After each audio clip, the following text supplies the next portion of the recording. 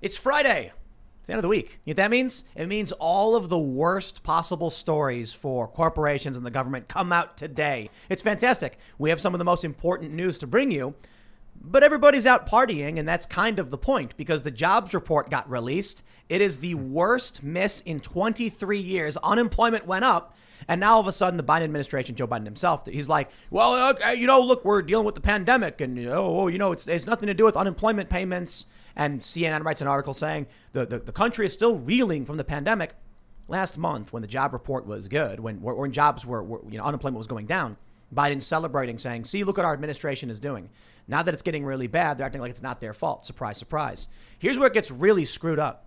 One of the reasons the jobs report is so bad is that unemployment right now is paying an average of $16 an hour. So nobody wants to go work. And the people who do can't, because many of them who do have kids and they can't send their kids anywhere. They've got schools. Joe Biden's response, we're going to give everybody more money. Great. That's just going to make the economy worse off. I think it's pretty obvious what they're doing. So, in other news, federal charges were just laid out on the Minnesota police officers, Chauvin and the 3 other cops. So they're getting charged again at the federal level. And forgive me for being a bit pessimistic, but man, I hope y'all have gotten ready for whatever might be coming. Maybe that just means chilling, putting some Bitcoin aside or something. I don't know, no advice from me, but I certainly am. Well, we'll talk about all this. Joining us today is the man who almost took down Joe Rogan. You were so close, Dave. Comedian Dave Smith. What's going on, Tim? Thanks for having me back. And I almost got Joe, but I will get you tonight. All right, excellent. Oh boy.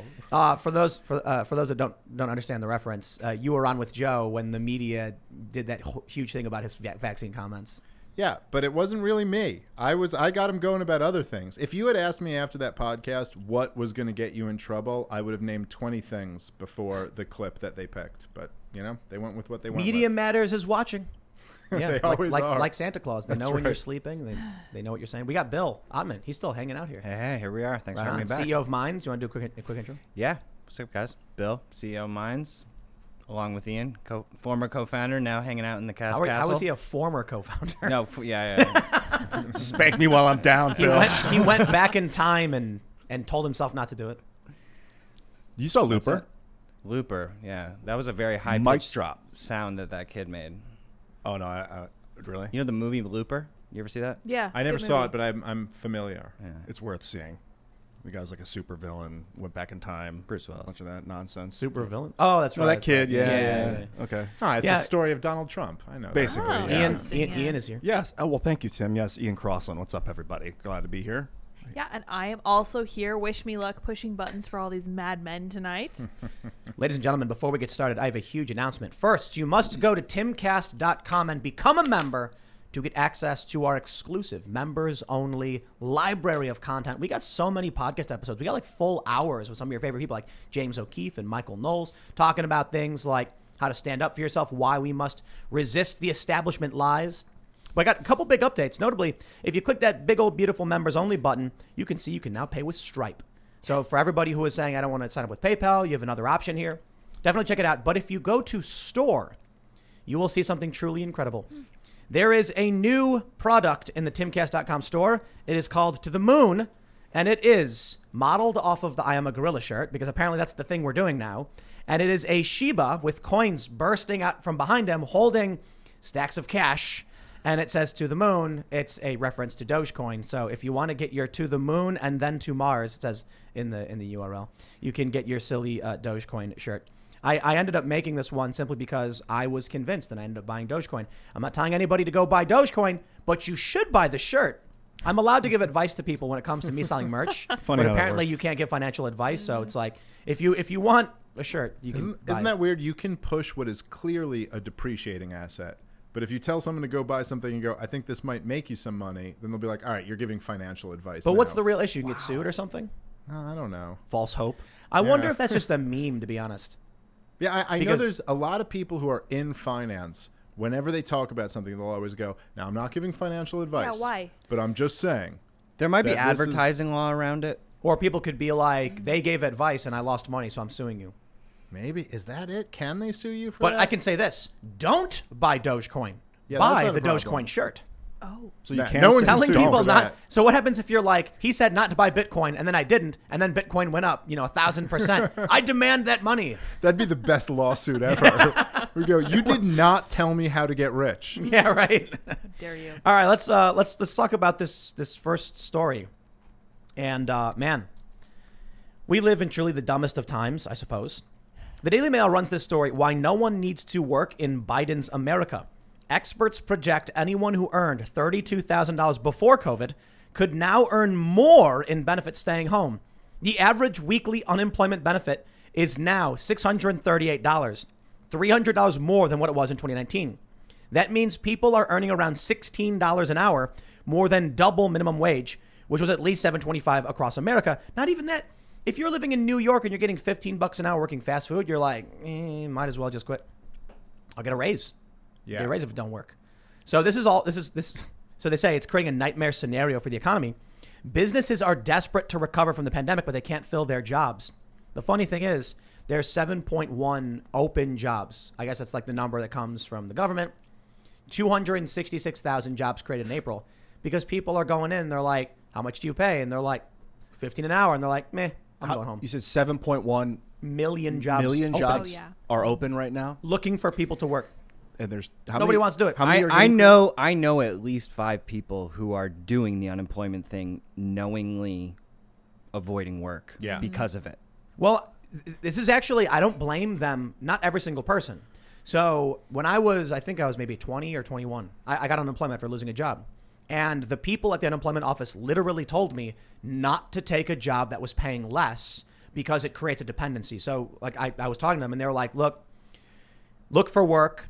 We don't expect you to take a really low paying job because the fear is that if you can't support yourself, you'll just be right back here on the phone again. So find a real job. It's like, oh, okay. All right. That's what they told me. They were like, otherwise we just get too many people who keep taking bad jobs and can't sustain themselves. Well, what do you think's happening now? People are getting $16 an hour. They're like, there's no way I can take $15 an hour because I can't pay my bills. Right. I'm getting more unemployment. And I think it's actually a bit worse than that, because if you actually think through the logic of the economics of it, right, it's not just that if you're getting paid $16 an hour to do nothing, that doesn't just mean like, oh, okay, well, I'll only take a job for $17 an hour. That means that a job at $17 an hour is effectively a job at $1 an hour. Exactly. That you have to work for $1 an hour. A job at $20 an hour is $4 an hour. Plus you got to get up every day. Plus you got to pay for gas or transportation or this. So now it comes back down. I mean, it really throws the incentives wildly off. There's good news here, though, because the backdoor UBI experiment has proven it doesn't work. And so let's just get UBI out of there. Sorry, UBI enthusiasts. I think Joe's a UBI enthusiast. Yeah, well, it's a question of who it doesn't work for. I mean, it certainly doesn't work for the taxpayer. I suppose it works for the people who are collecting these benefits temporarily, but what does it actually do long term? If you can just imagine if we were just on a desert island somewhere and you were like, okay, we're all poor, we're on this desert island, we got to work. Someone's got to pick fruit, someone's got to fish, someone's got to build shelter, we got to work. And then someone else said, well, I'll just, I got paper in my pocket. I'll supervise. And I'll supervise and I'll start divvying out the paper amongst us. And they go, don't worry, you're really wealthy because I gave you this money. That's basically the game that we're playing right now, where it's less and less people actually producing anything. Well, but we can pretend we all have wealth because we're passing around these paper Federal Reserve notes. Well, this actually is extremely beneficial to, the Great Reset Davos group kind of people, because think about it. Right now, they have created a system in which people will make more money not working, which means no consumption, no plastic, no pollution, no waste, no gas being used, no carbon emissions, just people sitting around being like, oh. And the best part is they're dragging everyone else down with them. So it's like it's the ultimate crabs in a bucket. The only issue is the crabs, crabs in a bucket is crabs in a barrel? Right, whenever a crab tries to get out, the other crab pulls it down. That implies that one crab is like, hey, you can't leave, or I'm going to climb out of you to escape. In this instance, it's people just being tied to the other crab. Like all the crabs are tied together. So when a bunch of crabs are like, nah, we're better off in the bucket, don't leave, the ones that actually want to do better are being weighted down by those who don't. What's happening basically is people got to understand this. Dollars are meaningless. A dollar is just the current representation of the value of the labor you've traded. And it only really matters that day because the value keeps changing because it's a it's what is it, inflationary currency. It devalues itself over a long period of time. So you go and work, you get $10. If you sit on that money, it becomes worth less every single day. The reason it is because the government just prints and borrows money. So what's happening is you create value with your labor. Let's call it a unit of labor, 1 hour. You create 1 hour. And then someone comes up to you and says, I'd like to trade you 1 hour of my labor. The only problem? They didn't actually have any real labor behind that dollar because the government just printed it and gave it to them. So the total amount of value in the system stays the same, but the total amount of trade currency to exchange value keeps going up. Yes. And if I could take that a step further, because you're absolutely right. If you were to enslave somebody and take an hour of their labor, I enslave you for an hour, and you were a slave for that hour. That unit of your hour was ill-gotten by me because I enslaved you. Yeah. But if you work for that hour and you get 1 unit of Federal Reserve notes, and then I print that money away and slowly steal it from you, what have I really in effect done other than retroactively enslaved you for the time that you worked? Yes, but you're still happy. Well, for a little bit. I don't know. That's all that really matters, This country doesn't seem that happy to me. Yeah, but for stupid reasons. For like the stupidest of reasons. They think Nazis are running around everywhere. It's like, have you gone outside? That's just not reality. You know, in addition to what you guys are talking about the value of labor and the Federal Reserve note representing that, not only are they printing more notes and hoarding them so that the value of the actual note to labor ratio is devaluing, but people aren't actually doing labor. That's my point. point. So there's even less value. That's what I just said.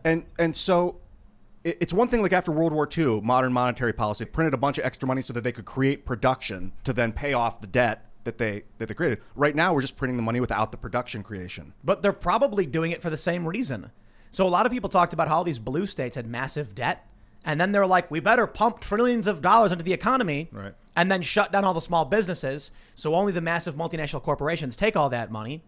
Well, I'll tell you, one of the huge differences, right? Okay, so after World War II, as we were talking about before, right, there's every industrial country in the world was destroyed in war except America. I mean, we fought the war abroad, but we weren't destroyed at home. Our productive capacity was intact. And on top of that, we had the Bretton Woods Agreement. So there was some limit to the amount of money that the government could print. After 1971, when Richard Nixon took us off the gold standard, then it really became a free-for-all, where we could just print as much money as we want. And a lot of times, left-wing people will point back to the early 70s as this time where even Bernie Sanders, I think, points to this sometimes, where he goes, you know, since the 70s, wages haven't kept up with productivity. And all of a sudden, the real super rich are getting really, really rich, and the working class doesn't have the same rise in standard of living. And this is what it all comes back to, is that if you have a government that can print money out of thin air with absolutely nothing to restrain it, you're going to get an awful crony fascistic economy. It's really simple, man. You are sitting there holding a big, beautiful cheeseburger that you cooked for yourself, and I walk up and I have a rock in my hand and I say, trust me, this rock is valuable. I'll give you this rock for your cheeseburger. And they're like, deal. And then you take that cheeseburger. You gave them nothing for it, but they think it's valuable. Or it's just slowly eroding the value away. So the government can come in, do no real work, buy things, convince people to do things, services, labor, resources, and they're not putting anything into the system. Right. Well, listen, this is what Ron Paul used to always say, which I think is like the best way to look at it, right? Is that all the government can do is tax. Now, there's 3 forms of how they can tax you. They can just tax you, in which case you pay your taxes, or they can borrow money, which is basically just a promise that they'll tax you in the future, or they can print money, which is in effect a tax because it robs the value of your money. He still says those things, Dave. He still says those. He's not dead yet. That's a good point. He says them more than ever. But what I mean is We that love you, Ron. when he was running for president, he used to make these points. You're right. The great Ron Paul still says these things. But the point is that the government, if you just think about it like this in the terms you were laying out, right? All that is happening is there's production. That's how wealth is created. As people produce things, they work. The government doesn't produce anything. All they do is take from us. Bureaucracy. They're really good at making bureaucracy. Yes, but bureaucracy does not produce anything. We have to pay for the bureaucracy. Now, hold on there a minute, Dave. Couldn't an average working Joe like myself just learn these rules and exploit this system to benefit in much the same way the wealthy do? Well, how would you do that? Well, so you understand how they deflate these currencies and things, right? Or I'm sorry, they inflate the currencies. They devalue the currencies.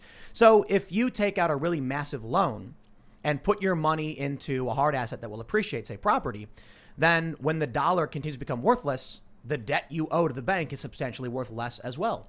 So the rich people who are holding debt in dollars, the value of that debt is diminished, but the hard asset stays the same. I feel like you're just telling me your life story, but yes, theoretically. Well, look, if you can get access to a loan, then yeah, certainly there are things that you can invest in that could perhaps be a hedge against inflation, or you could invest in precious metals or in cryptocurrency or something like that. But regardless of that, the vast majority of people probably are not going to invest in those things. That's the point. And they're out there working and basically supporting. If you wonder, it's funny because sometimes people like Bernie Sanders is just the example that keeps popping in my head. But he'll say these things like, he'll be like, did you know that, the of the new money created, whatever the numbers are, 90% has gone to the top 1% or something like this. And he's right. Like, his numbers are right. But you look at what we've had since Obama, say really since 2008 to now, we've had record high government spending, higher government spending than any government in the history of the world. And interest rates have basically remained around zero the whole time. And that's what's leading to all of this. But isn't it true that by creating this system, wealthy individuals or people of even modest wealth are able to hedge their money, retain value, devalue their loans, and thus it keeps the rabble out of politics? We can't have poors running around actually dictating how we do things in this country. Could you imagine? What you watched The Patriot recently? I'm joking, by the way, but you watched The Patriot recently, and you have, I think it was Cornwallis, and he was like, "You must stop targeting our officers. Could you imagine what war would be like without gentlemen?" Like that's kind of that's I feel like that's kind of the attitude, because what we're seeing with this kind of policies, like so Joe Biden actually is saying right now, after all this comes out, he's like, "No, I think we should print more money." You know why? Rich people, their assets are in, their value, their money is not in dollars. So when $1 tomorrow is now only worth the equivalent of 50 cents, well, they're holding gold, or they're holding Bitcoin, or they're holding property and real estate. The loans to the bank go down for all the rich people and the poor people, but the poor people also don't have any money to begin with. So if you're of modest means and you've got, $1,000 in the bank, tomorrow you got $500 worth in the bank. Your loans may be only worth half as much, but you still don't have any money or any appreciating assets. So the things you do own, you're not really gaining all that much. Your job isn't now paying you more money all of a sudden. So they're printing out unemployment at $16 an hour. So nobody is producing anything, but they're still demanding things. They are rapidly deflating the economy, devaluing. Yeah. I keep mixing it up. And so what's going to happen is the rich are going to get richer at rocket speed, and the poor are going to get poorer at rocket speed. It's right there, man. You saw it last year with Amazon. I don't know what their actual value increase was, but it was off the charts. Unexpected.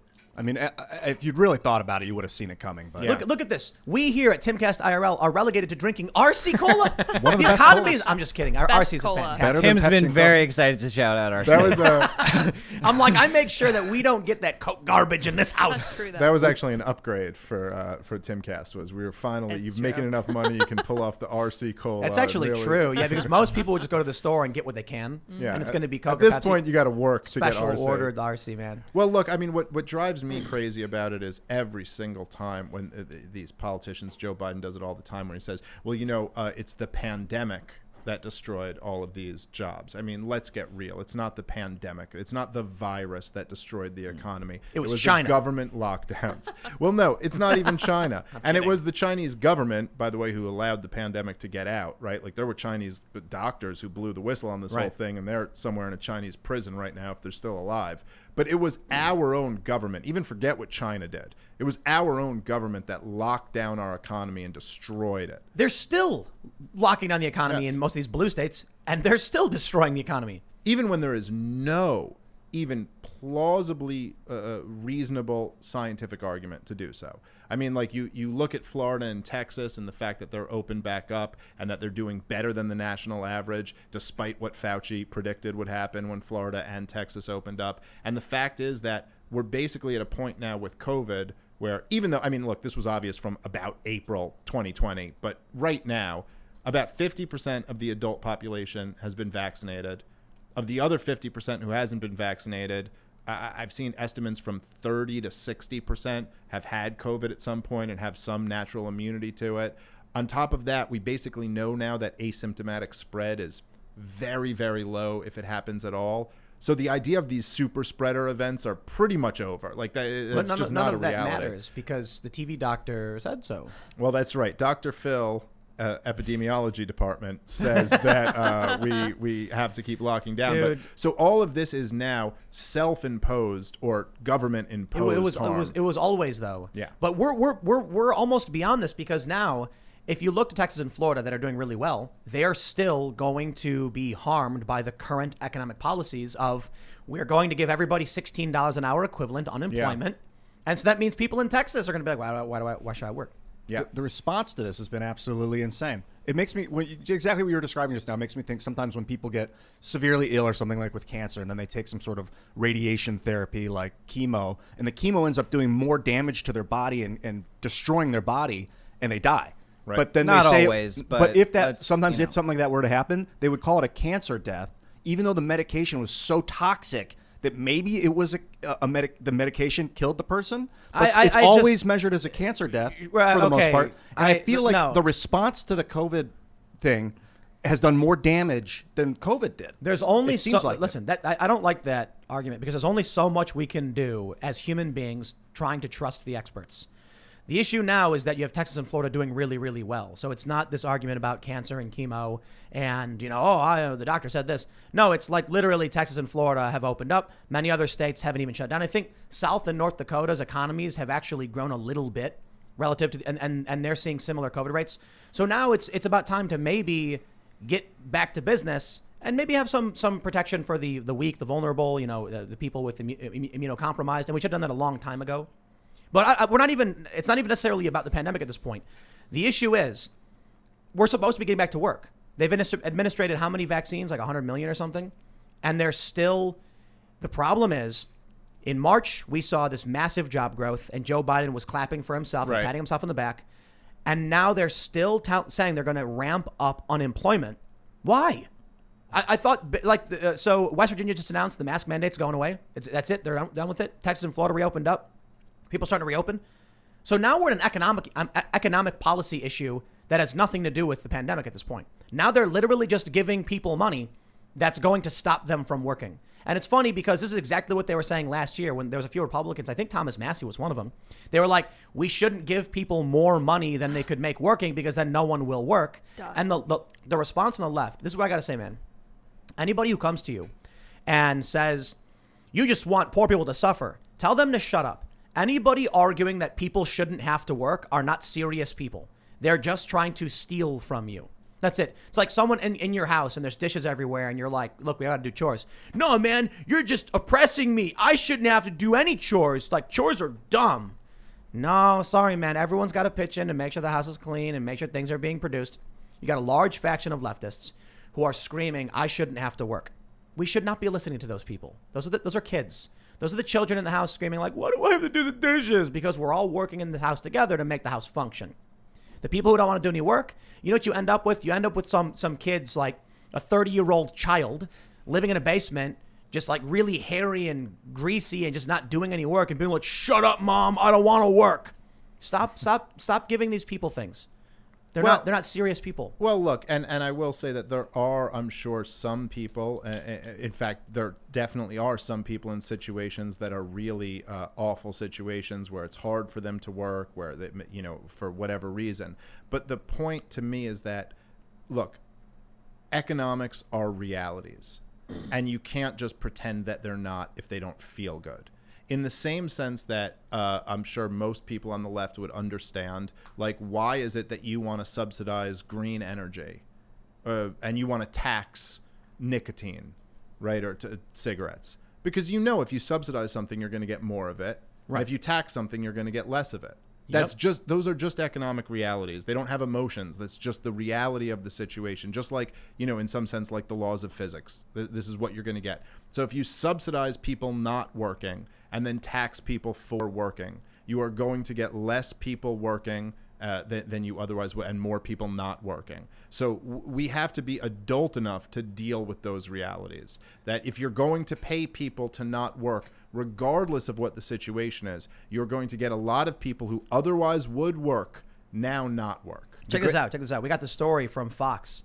McDonald's drive-thru customer spots savage sign telling people to be patient. No one wants to work. This is kind of incredible to see someone at McDonald's actually put up, because it's Is there a photo? There's a video of it. I can't play the video. Well, actually, I think I can, but I'd rather just read it. So it's a TikTok user named Brittany Logan spotted the sign, called it savage.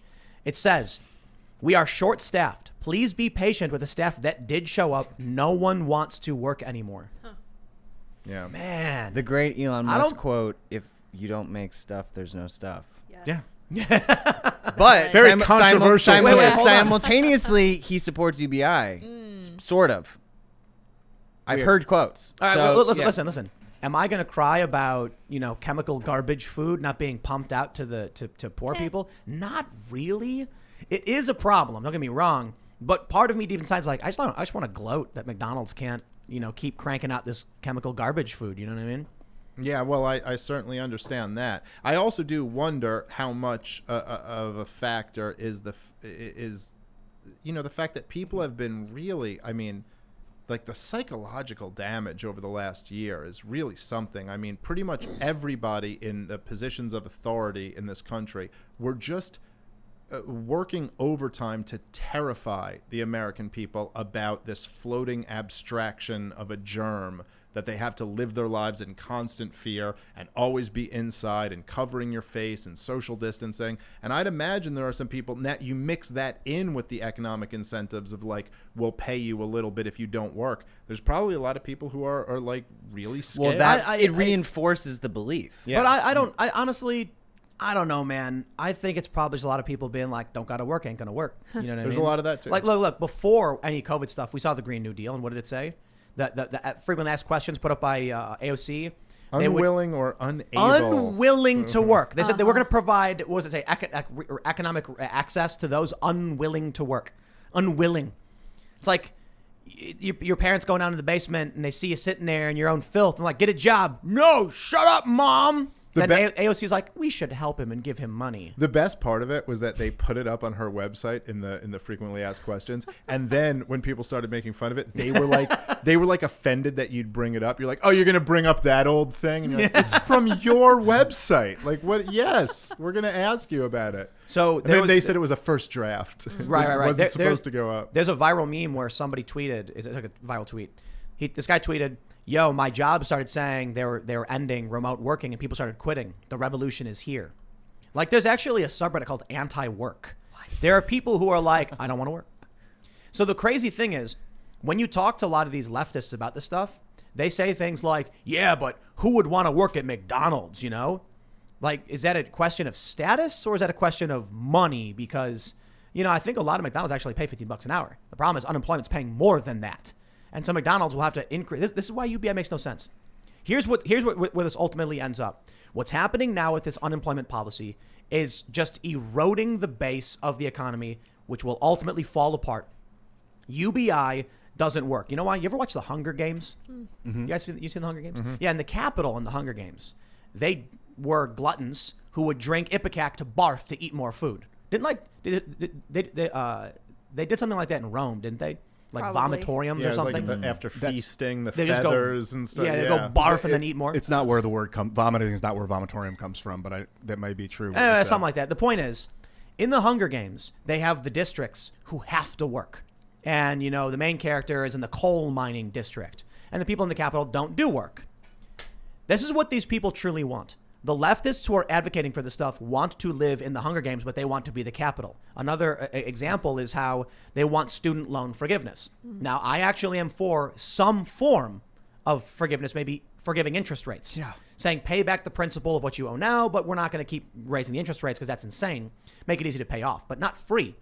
How insane is it that the left right now is advocating for the working class people to pay off the debts of the highest income earners in the country? People with college degrees have higher salaries than people who don't, and they want the working class people to pay off their debts. That is the capital city in the Hunger Games. Now they're saying they have these memes where it's like, if you can't afford to pay someone more than they could make on unemployment, then you are exploiting poverty. Bro, they're paying people $16 an hour to be on unemployment. Like how much? Like how long is that going on? So it's been going on for a year, and then Biden's saying he's going to extend it. Okay, so the plan right now is with the new $2 trillion relief package is to keep it going. Obama did that 2008, 9, something like that. But that was I think that was an extension on standard unemployment. Mm-hmm. Yeah, it was an extension to 99 weeks back then. But the thing is, like, you see Biden talking about just the other day when he gave that speech to the distanced, masked Congress, and he's talking about taxing corporations and how they don't pay their fair share and they have all these tax loopholes and all this. And even forget the fact that Joe Biden's been a senator for 85 years and he's written all of these, tax loopholes into the law, or at least signed them into the law. The truth is that he just signed one of the biggest, if not the biggest, corporate welfare bills in history.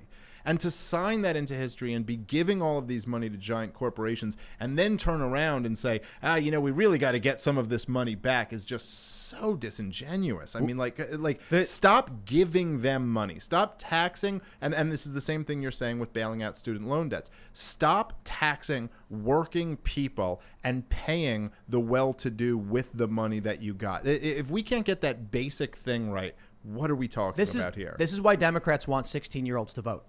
Because 16-year-olds are going to be sitting there and being like, dude, it's like so dumb that they're homeless people. Like, we have houses, just put the homeless person in the house. Like, are you dumb?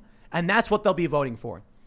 Right now, you have these 20-something Democratic socialist types who are like, the Biden administration needs to be printing money and increasing unemployment. This is absurd. People are losing their jobs. And it's like, have you ever had a job? Well, no, but that's not the point.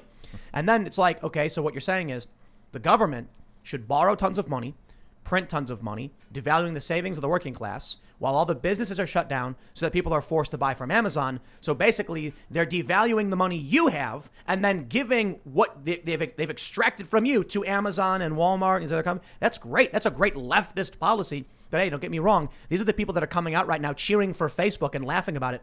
That is until they get censored and they come begging for help saying, please, we're the free speech warriors. I got censored. So how many states are open? I think for the most part, like the blue ones are like somewhat opening. So now it's basically like sort of a battle of the states, in a sense. Dude, we're being torn to shreds. You look at, I think I mentioned this a while ago. Joe Biden said, we're gonna have another lockdown if we need it, and I'm like, Florida's already open for business. So who's Joe Biden talking to? Only the blue states. Yeah. When he comes out and says, do X, do Y, lock things down, and Texas is like doing the exact opposite, he is not speaking to a single person in Texas. Yeah, I've never seen anything like this in my life in our country. And there's been, there's always examples of where like the media has their propaganda and real people don't really believe it. But there's something about watching, Fauci and the CDC guidelines, and you'll see on CNN and they're like, hey, we've just decided you can take your mask off outside. And you're literally like looking out your window at kids just playing with their masks off. And it really feels like something out of the Soviet Union. Like the propaganda has come down from Pravda, and you're looking and you're like, we've been doing this forever. But what are you talking about? And I know there are some people who haven't. I know no. What I mean is, local ordinances have already ended on outdoor masks. But that's my point. Who? Like, even of liberal people who kind of believe in the whole, like, we're supposed to wear masks thing, who has been following all of the rules since? Are people still living like it's March of 2020? You're not hugging a family member? What I'm saying is they actually lifted the mandates in Maryland, for instance, and then Fauci's coming out later, and I'm like, they already lifted the mandates. What are you talking about? Well, that's it. And it's almost like they're going like, now we've given you our official national orders that you can do the thing that you've been doing for 10 months. But go ahead and do and it's very bizarre. And you see this, right? Like in Florida, in Texas, both states people are flooding into. Yep. People have been living relatively normal lives. And to pretend that we're just now getting to the point where outdoors you can take your mask off is really, there's such a disconnect. I don't think reality. South Dakota ever even had that. Yeah. Outdoor mask mandates. I don't think so. Texas and Florida completely opened up. But I bring up Maryland specifically because it's like, they got a Republican governor, but it's a blue state. Right. They lifted their outdoor mask mandates a little while ago. And now I see like Fauci coming out. I'm like, who's he talking to? California and New York. He's not talking to the rest of the country. So isn't this the 10th Amendment in practice? Like, okay, from the example of Maryland, I've never seen people outside with masks, period, except the occasional moronic runner who decides to wear his mask while he's running. But isn't this the 10th Amendment where states are just deciding to do their own thing? Because this was never delegated to the federal government. Well, this is, it's a real sick perversion of the 10th Amendment if it is that. Because truthfully, none of the states have the right to do what they've done. They don't have, the 10th Amendment basically says that anything that is not expressly delegated to the federal government is left to the states or the people. So that if something isn't, delegated to a federal power, the states can do it. But there is no legality to the states violating constitutionally protected rights in the Bill of Rights. So like Cuomo and Newsom and all of these governors, they did not have the right to shut down a religious ceremony, to tell you that you can't peacefully assemble. What we've dealt with over the last year has been a true rise of many dictators amongst governors who have taken power to themselves that should be crushed by the federal or local governments or anyone willing to do it. And to me, this was the great failure of Donald Trump in 2020, that he did not do anything to listen. If some one diner in Alabama somewhere put a whites only sign outside their door and the state government didn't want to do anything about it, the feds would come in there and say, no, you cannot do that. You don't have the right to do that. And okay, fine. But the Cuomo and Newsom can just shut down their entire states and nobody's going to come in and tell them like, sorry, this is a free country. We have constitutionally protected rights. The fact that didn't happen from anyone is unconscionable. And when there were lawsuits against the state for doing it, Cuomo went, okay, I'll make another executive order and then sue me for that one. Yeah. And they just kept doing it. That's right. So you mentioned Donald Trump, and he didn't handle this. Let me slow down a second. A lot of people talk about the response to COVID, specifically having to deal with the spread. And they say Trump didn't do a good enough job. And I say, well, let's be honest. There's no control group by which to measure whether he did or didn't do a good job. You can argue that there's some things in your opinion may have been better. Honestly, I don't know all that much. So I think Operation Warp Speed must have been a good thing. A lot of people are really excited, cheering on Joe Biden for the vaccines that Donald Trump helped make happen. But Donald Trump did not use the power of the federal government to protect people's constitutional rights for a year. And you know what? What did we see? As riots swept across the country, did Donald Trump do anything about it? No. And people were like, well, hindsight is 2020. Now that we know that he lost, people are saying at the time, yeah, but they'll call him a fascist, say, here it comes. And then, he's trying to win in November. It's like, well, he lost anyway. So he didn't stop any of the extremists. They went around burning things down and smashing stuff. And then we're all left holding the bag with the Biden presidency, who also is doing nothing. And it's only getting worse. Yeah. Which I have a story on this, which brings me to my next story. This one's crazy, man. Did you see this video? Portland driver confronted by armed group in broad daylight. Shocking video shows. You guys see this one? No. Portland. There was a group of armed leftists patrolling streets and blocking roads. These aren't protesters holding hands and holding up banners. Literally, this is a guy with full blackout gear and body armor with an AR-15 and I think one other guy. And they're blocking cars, smashing windows and pepper spraying people. One guy gets up on, he opens his door and he's standing up on his truck with the door open with his hand on his hip, and he draws his gun. He's holding it low, ready. And the Antifa guys immediately pull their guns, start pointing their guns at him, yelling him, stop. They're blocking the road. All right. At some point, he gets out of his car and he actually draws on one of these guys. They tackle him, take his weapon. Nothing. No, the cops are like, what was the purpose? The purpose is that far left, the far left extremists are getting more militant. And but were they protecting anything or just arbitrarily taking control? Okay. It's patrol. It's not a protest. Patrol. It is. When you march around with guns, shutting things down, shutting down streets, smashing windows and attacking people. I mean, maybe we shouldn't even call that a patrol. We should call it like an insurgency, attacking civilians in their cars. No joke. And there's another video right now. We can't show this. I think it's out of Chicago. I'm not sure. Was that Chicago? That video that I sent you? Which one? Oh, I'm not sure. There's no context. It might be New York. It might be Chicago.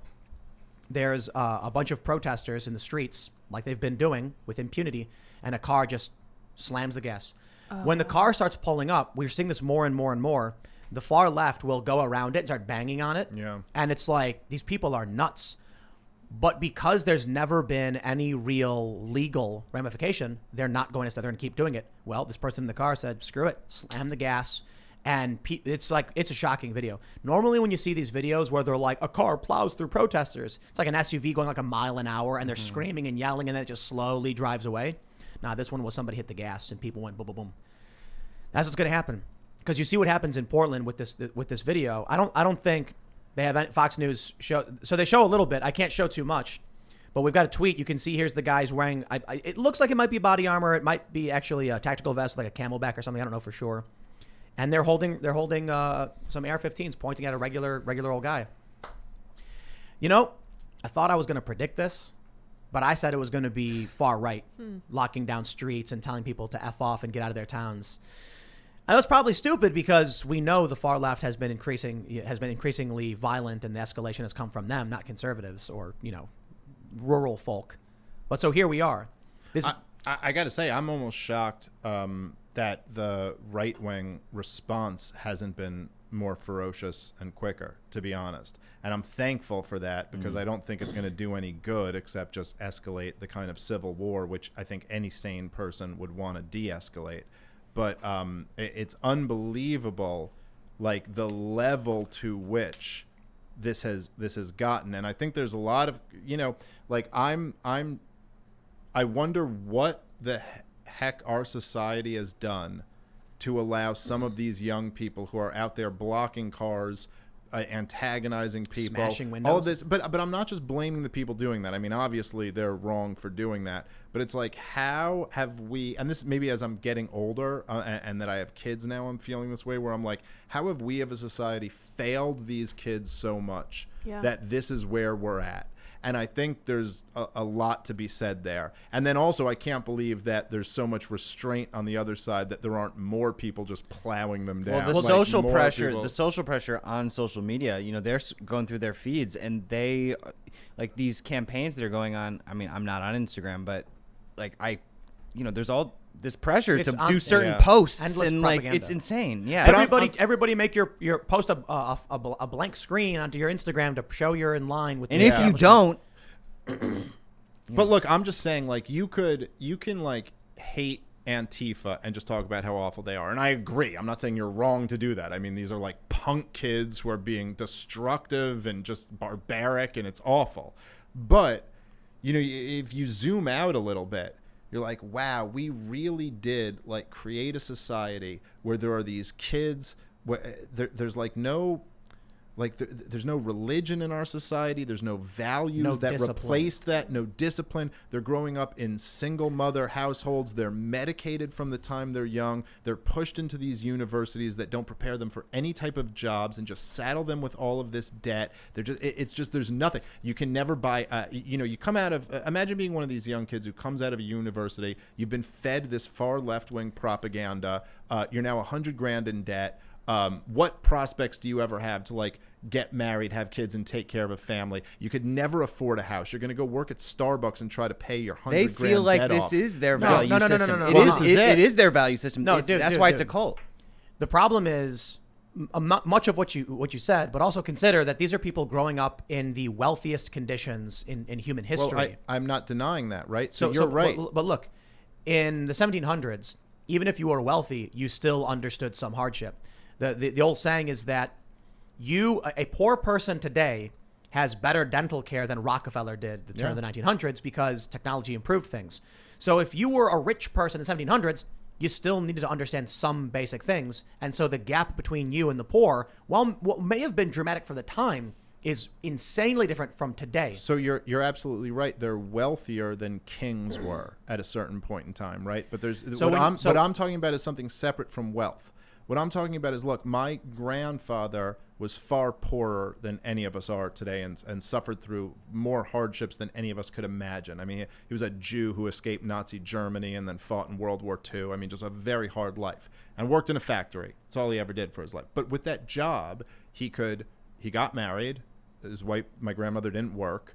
He took care of 2 kids, owned a house, owned 2 cars, played poker on the weekends. Like you could take care of a wife and kids and have an identity and a life. Whereas today, even though they're much richer than that, what are your chances of owning a home, getting married, paying for the cost of education, healthcare? I'm saying there's no identity there. Is my point. You're right on the surface.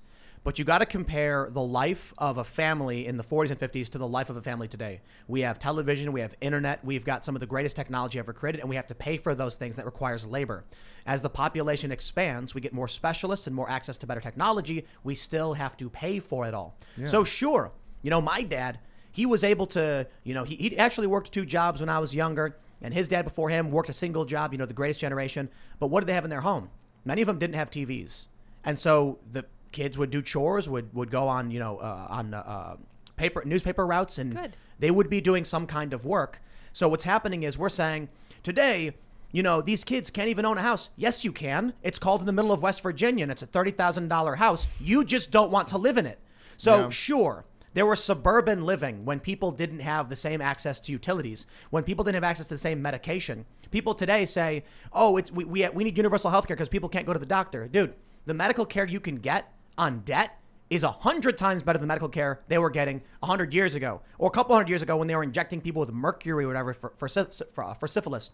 Nothing is stopping a person from taking their family and going and building a cabin in the middle of the woods, except, I guess, for the fear eventually that the federal government will wander off into the middle of Wyoming and be mad at you about it. So I don't completely disagree with you. I think that the fact that we've become richer than ever before is a good thing. And I think the fact that we have luxury goods and consumer goods for cheaper than ever before, I think it's great. I mean, it's risen the standard of living. I guess it's just the fact that we've also, in this process, created through our elected politicians, this system where we've subsidized the cost of housing, subsidized the cost of education, subsidized the cost of healthcare to the point that they've all been tremendously inflated. And we've also just lost a sense of community and values, which I think also goes hand in hand with the government taking more and more of a participatory role in society. And I think this is just, again, I'm not disagreeing with you. It's just a cocktail that's worked out to be what we see now. We need... people need to have a return to like normalcy and understanding of the world. What that means is, imagine life if you were just one day woke up in the middle of the woods buck naked. Congratulations, that's life. Everything we've built, I'm sorry, I shouldn't even say we. Every shoulder that is being stood upon by the giants is done for us. We woke up, I was in New York one day, and I was riding my bike over the Williamsburg Bridge, and I was like, wow. I never did anything to deserve this bridge, to ride up and over this river. And I just imagine, I'm like, what it must have been like a couple hundred years ago when people were like waiting for the ferry they had to pay for to do it. And then some people said, I am going to plant this tree whose shade I know I will never sit beneath because in 50 years, the children will be able to, and their lives will be better. Today, people are now demanding and entitled of all of these things that were gifted to us that we never paid for. And so what happens is they say, I should be able to have a massive house, 5 bedrooms. I should be able to only have to work, a certain amount of time throughout the week so that I can have every luxury that this life can afford me. And it's like, nah, you're spoiled. I'm sorry, but it's true. If you had to go crash land on an island somewhere and then build a house out of coconuts or whatever, that's life. Yeah. We are living a gifted life from the people who came before us. Yeah, you're so right. And what's interesting about that is that like kind of what you're getting at is that this idea of like the philosophical idea of UBI, right? Like we kind of already have that. I mean, like just in just a pure free market with no government giving you a UBI, you kind of already have this where just for because we were born here in a first world country in 2021 and we're living, we do stand on the shoulders of all of these people. I mean, none of us really earned all of this technology that we get to speak through. I mean, you may have bought the microphones and stuff, but we didn't invent all of it. And we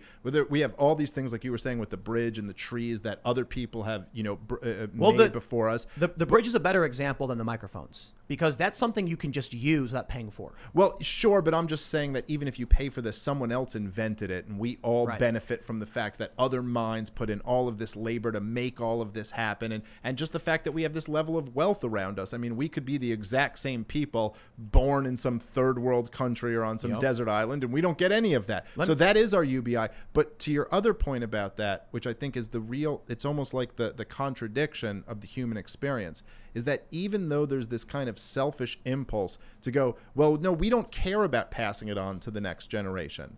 And you go like, well, look, all of this was passed on to you. So don't you have some obligation to pass it on to the next generation? But I'll tell you this, after having kids, it really, opened my eyes up to this, that it's actually a much more rewarding existence. You will be a much happier person when you are focused on passing something on to the next generation. That's like the beauty of life, that when you're living for others and thinking about what's been given to you and what you can give on to the next generation, that's when you don't want to go block a car in the street and throw a Molotov cocktail through the window, because you've got something kind of bigger to live for. They don't have kids. Well, that's what I'm saying. And so you can be a person of empathy and community without having kids.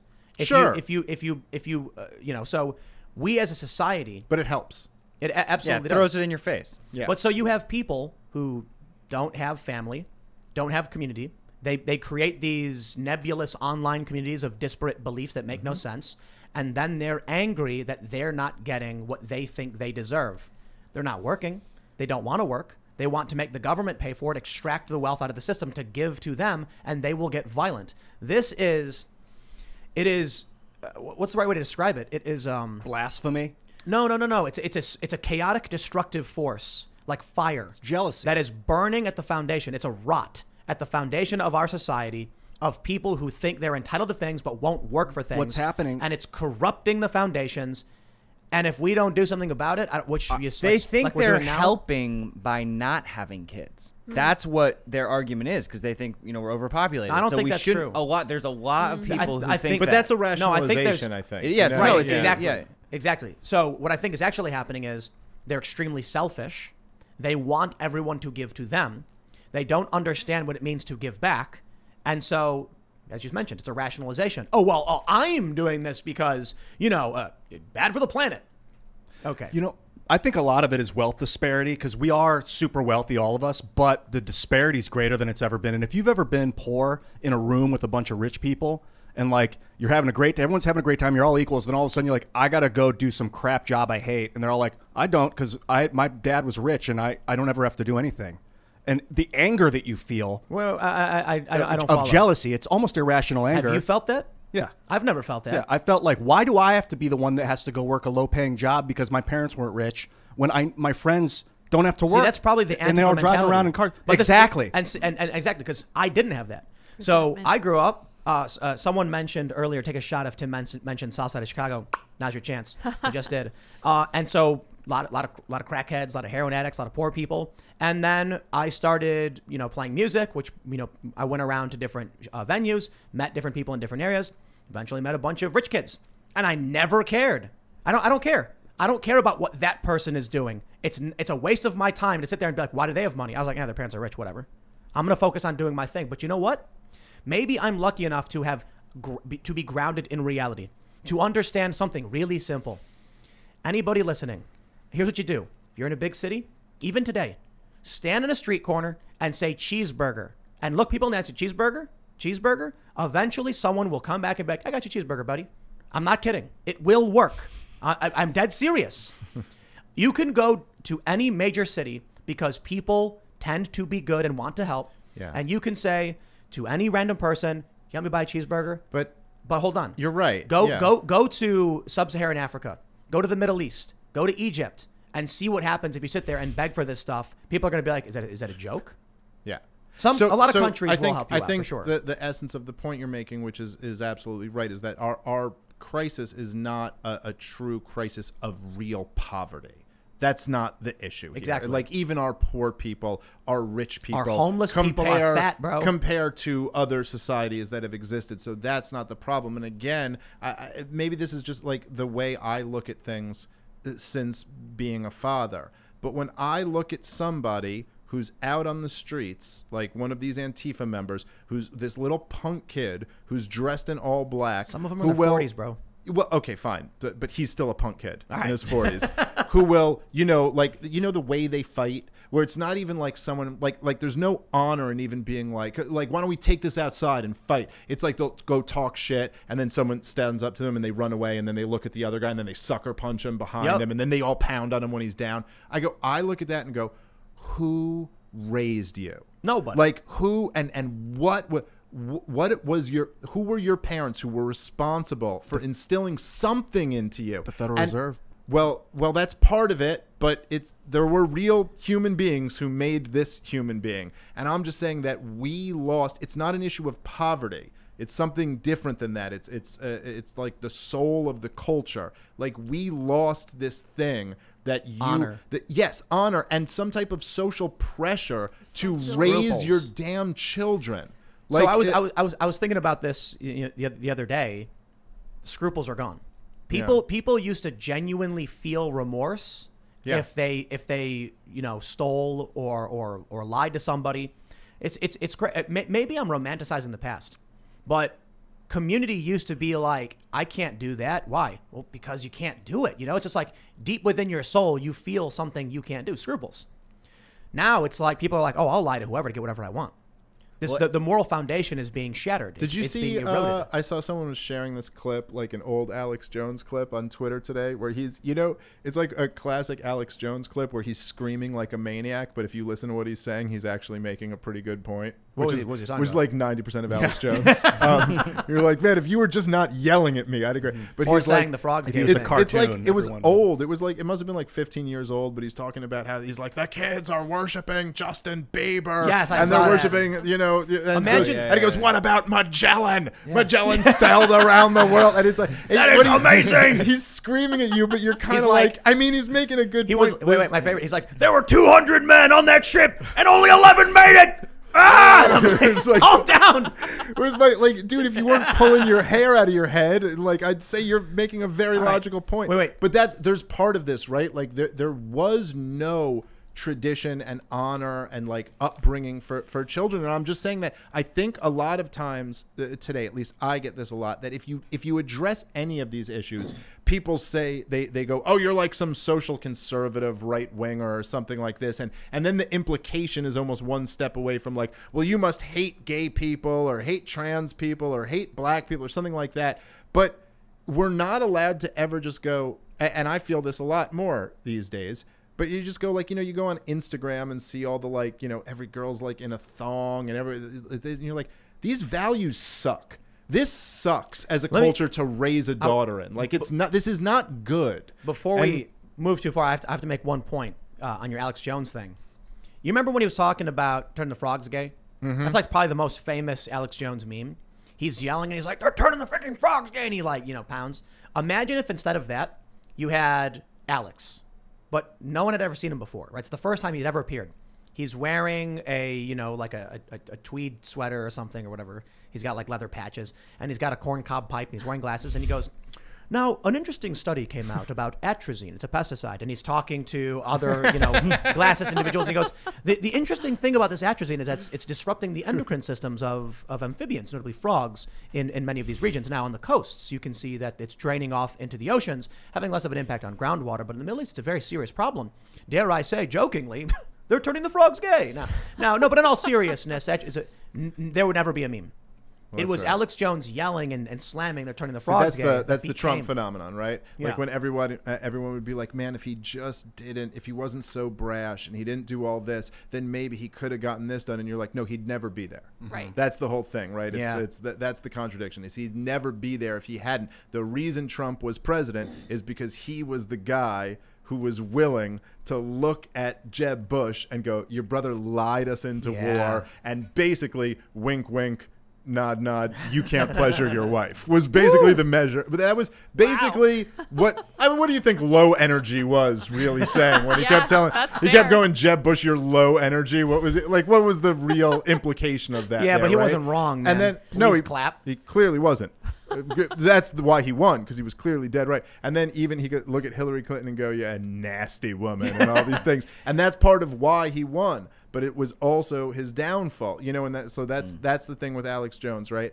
But there's a really important principle there. And from my perspective, and maybe this is my own libertarian bias, but I really do think that the government, the rise of the welfare state, the rise of big government in America, that they undermined all the bonds that used to hold people together, right? So instead of the welfare state, you would have communities, you would have churches, you would have neighborhoods, all of these bonds. And that as the state got more and more powerful, they destroyed all of these bonds intentionally, in the same way that the communists hate religion, because they hate anything that's a unifying force more powerful than the state. And so to me, this is what destroyed our culture. I've been talking about abolishing the police now for the past, I guess, couple of months, but and Michael Malice has been cheering for it on Twitter. But it's not for the same reason, for the most part.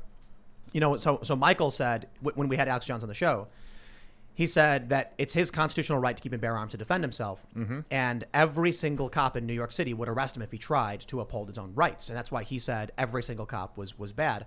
And Alex was like, no, you can't say that. That's wrong. And only Michael Malice can make Alex Jones the moderate. Right.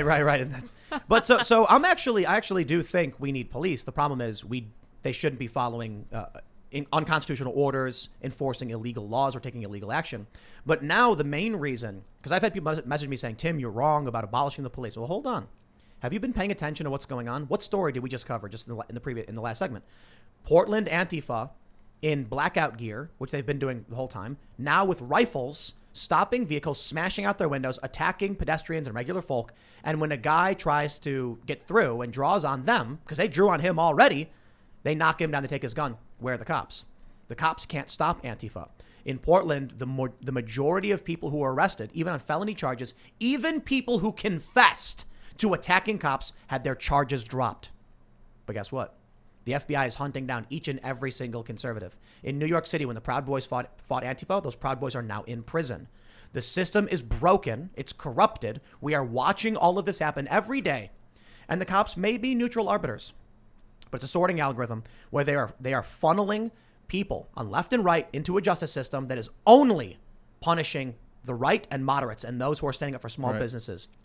I assure you, if you live in the Portland area, and these groups with guns come out, if you even try to defend yourself, you will get locked up. We've already seen it happen. One guy who drew on these Black Lives Matter protesters, he got charged. I think he got a felony or something. He had a felony charge.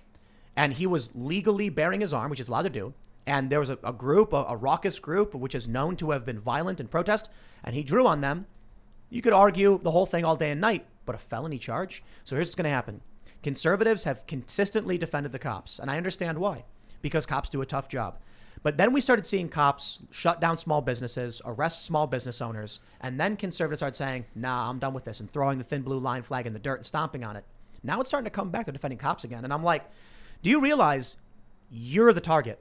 In New York City, it's like, 20% conservative? It's like very few conservatives. When Antifa goes around smashing up windows, these people aren't going to go to jail.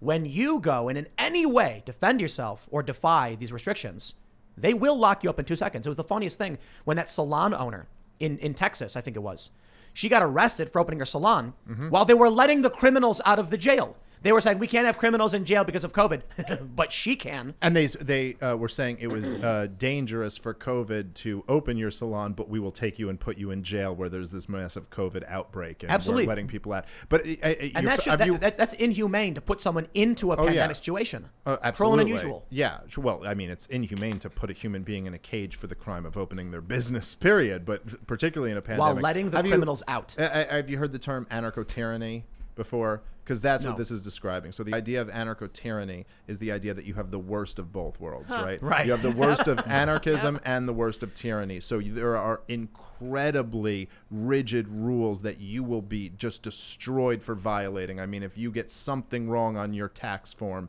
you will go, to jail for this. If you do what, there's all of these different laws that you can be busted for any different number of felonies that you don't even know about. Like, we all commit like 5 felonies a day without even knowing it, right? But then at the same sense, there's the worst sense of anarchy for people. So you get your car stolen and a cop comes up to you and goes, well, that sure does suck. I can fill out a form and then we'll see you later. But if you defend yourself with, a weapon, then you're going to go to jail. And that's what we're seeing more and more, right? We're seeing the fact that, and this has been going on in San Francisco and Los Angeles and all these places where if someone comes in and steals from your store, we're not really going to prosecute them. But if you pull a gun on them while they're stealing from their store, you might go to jail for a decade. So this is the world that we're living in more and more now. And I think that conservatives are starting to realize that they are the enemy group. So for you to be defending the enforcers of the state, which, let's get real, that's what cops are.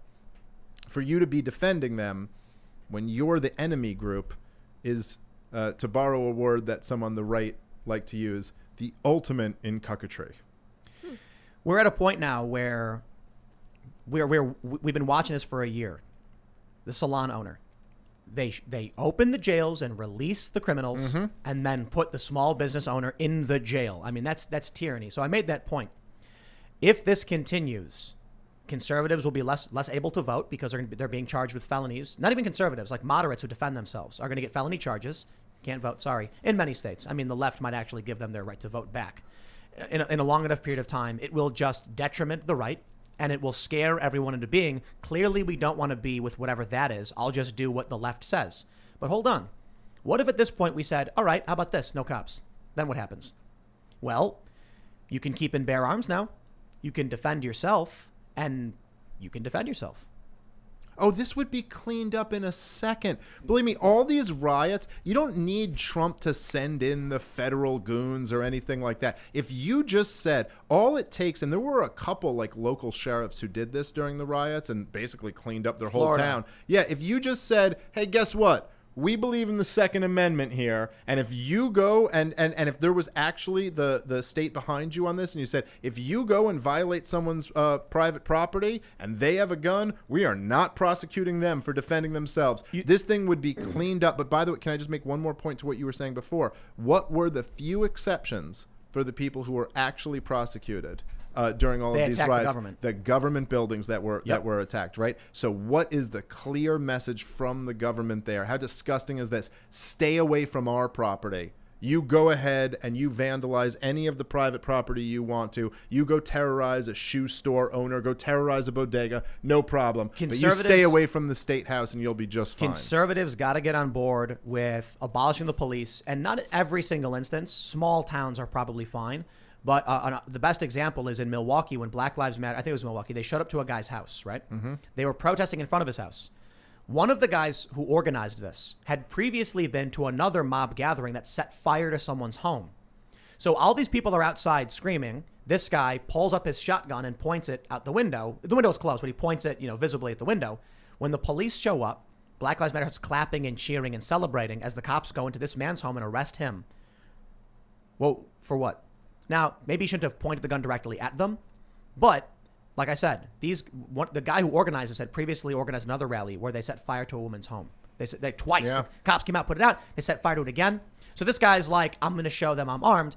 And you can make an argument of whether he should or shouldn't have done that. I believe people have a right to keep and bear arms. And if you're on your property and people are encroaching on your property and threatening you, he didn't even fire a shot. It was a warning.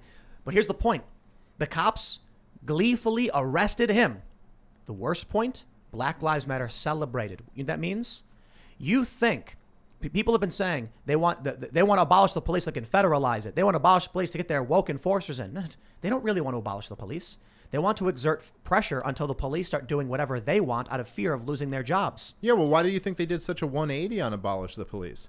I mean, as soon as the implications of that started coming out, they were like, well, abolish the police doesn't really mean abolish or defund the police doesn't really mean it. No, what I mean is The left comes out and says, abolish the police. And the cop goes, I don't want to lose my job. Well, then you better arrest the conservative. You got it. Anything you say, please. I'm begging you, please. Well, look, I mean, if you're somebody if you are a right winger or a conservative, just think through the implications of actually defunding the police and what that would mean.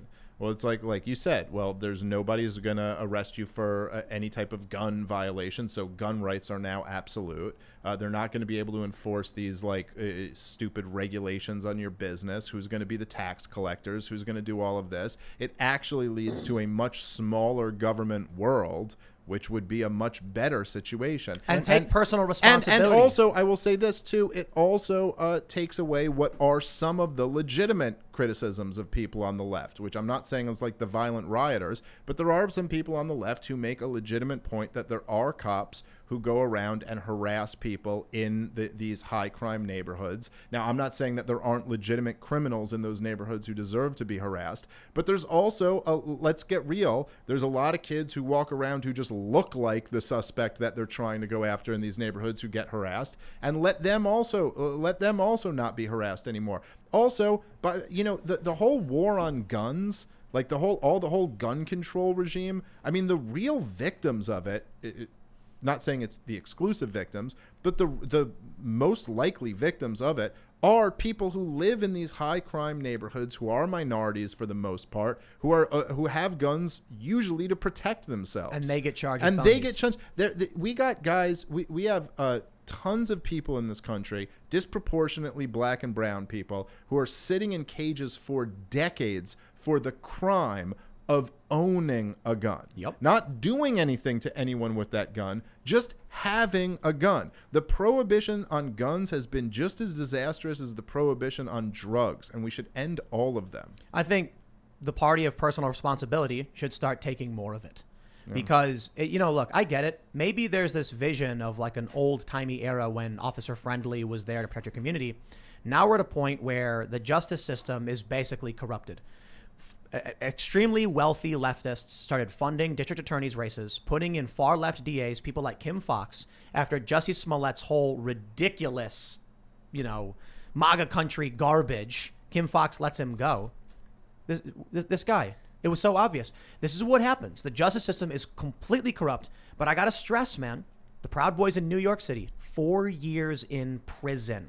Yeah. If the Proud Boys want to get in a fight with Antifa because Antifa has been threatening and harassing them, then maybe you don't want police to be there to arrest you and put you in prison afterwards when you decide that you are going to confront the problem in the way you think is appropriate. Now, look, I don't think fighting is appropriate. I don't think anybody should be fighting Antifa or the Proud Boys. But if Antifa wants to show up to someone's event and instigate fights, okay, then. There's a thing called mutual combat. Okay, maybe that's what we need. The problem is, in New York, you can't have guns, you can't protect yourself. If you even consider it, they will lock you up. The problem is that the way I described it recently is, imagine you're at a blackjack table at a casino, and it's a right-wing guy and the left-wing guy. The left-wing guy is counting cards, and you're sitting there going like, he keeps winning. He's winning like, look how much money he's got. I keep losing, because the house always wins. The dealer isn't playing favorites. It's just that they're gaming the system, and the house is gaming you. That's where we're currently at with conservatives defending cops. They're going to keep going after small businesses.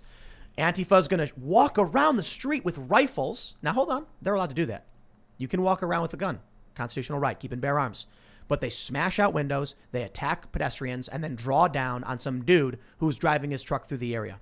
Guess when? No charges. Guess when police first started in America? It was the late 1600s, early 1700s. Yeah, 1636. So it was like night watch groups that would report to like a constable. Well, it was initially, we had local militias. Some states, I think there were like 2 states, set up slave patrols. From that, the leftists tried arguing that the origin of all police was slave patrols. The idea of centralized law enforcement was actually imported from some European countries. I think it was like Amsterdam or something. And so eventually people started saying, maybe instead of having these ever escalating conflicts between neighbors and the militia, we just create neutral arbiters who will come down, make the arrest, and the courts can deal with it. We're at a point now where that I think that's a great idea. However, in these blue states, people don't care about your rights and believe they have a right to vote away your rights. So they'll say, like, I don't care what the Second Amendment says. I think we can just decree your right doesn't exist. The Constitution was supposed to stop that. Apparently it doesn't. Now you have conservatives who live in these places who are surrounded by cops who would gladly enforce illegal actions like Bill de Blasio's ridiculous painting or arrest you for exercising your God-given rights. The state doesn't give them to you. The government doesn't. God did. That's in the Constitution. Well, the thing that's so infuriating to me is that we've watched, let's just say, just in the 21st century, not going back, the whole history of policing, but just in the 21st century, I mean, we have the most militarized police force in the world. I mean, there's what does that mean, though? Well, I'm just saying there's really nothing. There's really no country out there that has as many SWAT units, has as much military gear in their police officers. When I say this, I mean. But is that because we're a big country? I don't think that's a fair statement. No, I mean, I think even per capita, even our Department of Education has a SWAT team. The EPA has a SWAT team. I mean, we have a police force. Look it up. I promise you. We have a police force that's just unlike anything else. The NYPD, I think, is in the top 20 biggest armies in the world. Like, it's not just that we're a big country. I mean, there's a lot more to it than that. And a lot of it was built up. The Department of Education has a SWAT team. Oh, yeah. No, the Department of Education. All right, you got me there. That's a weird one. So I'm saying, and we have all of this. And if it was ever justified, you'd be like, well, when there's mass riots, this militarized police will make sure to stop it. And then when there are the mass riots, they do nothing. And then, I mean, I think we have 50,000 SWAT raids on average a year or something like that. I mean, it's something crazy. And you'll have SWAT raids over, alleged drug possession. Sometimes they get the wrong house and just shoot your dog or whatever. They've shot kids before. It's like SWAT raid. If you were to think about it in theory, and we were just talking about it, when is it appropriate to have a SWAT raid? You'd probably be like, I don't know, like a hostage situation when someone's about to kill someone else, maybe. Not, it's like, I think he's got a no-no plant in his drawer. And so we have this. This is what I mean by the anarcho-tyranny. We have the worst of the police state. The former president's lawyer. Right, exactly. Or Roger Stone or something like that. So we have the worst of a police state without any of even the benefits of it. Like, they'll protect your property if there's a riot. So, I mean, do you remember the story? There was some guy, I can't remember exactly what it was, so maybe I'm getting a little bit wrong. Fact check me on this one. He put grow lamps in a house. He rented a house. He put grow lamps in it with ficus or some stupid house plant. And then he set up cameras and just waited. And then a SWAT team raided the house. And he was like, what are you doing in my, what's going on? They jump out with cameras. They're filming all the cops. And they're like, what are you doing? And they apparently tried using grow lamps as justification that they were doing a drug raid. Wow. Because they were detecting the energy consumption. Yeah, they could see the energy consumption. And so they made an assumption about what's going on in the house. And I bet you none of those cops went to jail. No, but the guy put it on the internet, and he was sure, and embarrassed them. But if we had any type of just society going here, wouldn't you be like, well, okay, I mean, you just committed a crime, right? You broke into somebody's house. Any of us would go to jail if we did that, but they don't. So, and the other thing that I got to say is that I understand, and I agree with a lot of what you're saying. And there is a lot of these left wing, cities and states do have these problems. But I got to say, I find something not maybe kind of funny in a dark way, but certainly ironic, that now Joe Biden is turning the war on terror inward, and the target is right-wingers. And even Liz Cheney is championing this. And I guess I'm just old enough to remember that it was the right-wingers who supported George W. Bush who championed this whole war on terror beginning. These are not the same and people. Mocked. Bill Kristol it's a lot of one them. of them. He switched sides. No. I'm not just talking He's about. He's a Democrat now. I'm not. He's an arms dealer. The Republican Party is not on board with that. Liz Cheney is being booted out. I'm not talking about just the Republican Party or the ones who went over to the Democratic Party. I'm saying that right-wingers in America voted for Dick Cheney and George W. Bush, and they mocked. I'm not saying all of them, but a large enough percentage of them Bro, mocked that's 20 people. years ago. So you're right, so and you're now the chickens have come home to roost. You're talking about 38-year-olds who didn't vote for that, who are now finding themselves conservatives or Republican, being That's right. They are paying for the sins of the right-wingers who came before Absolutely. them. Absolutely. Who but really to be fair, ruined we talked about a 25-year-old right-winger has no responsibility talking about standing for on the shoulders of giants and reaping all these benefits.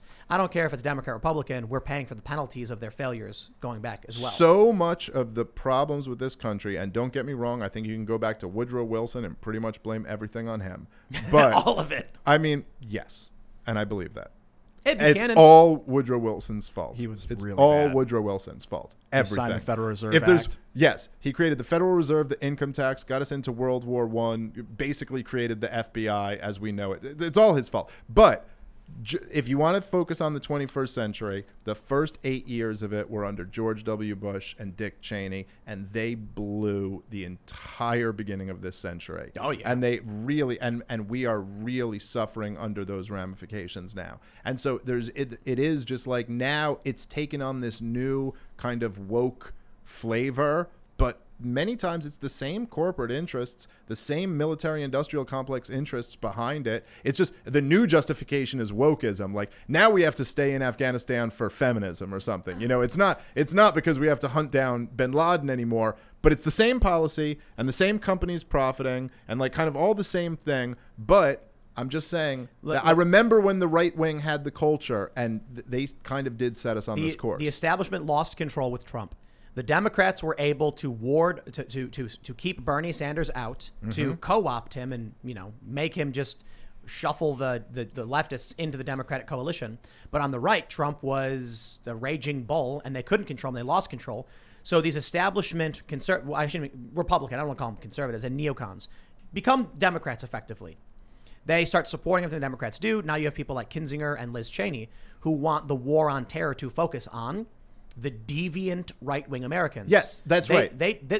What they want is the neoconservative right to be the right in this country and the neolib to be the left in this country. Bernie Sanders was weak and they easily shut him down.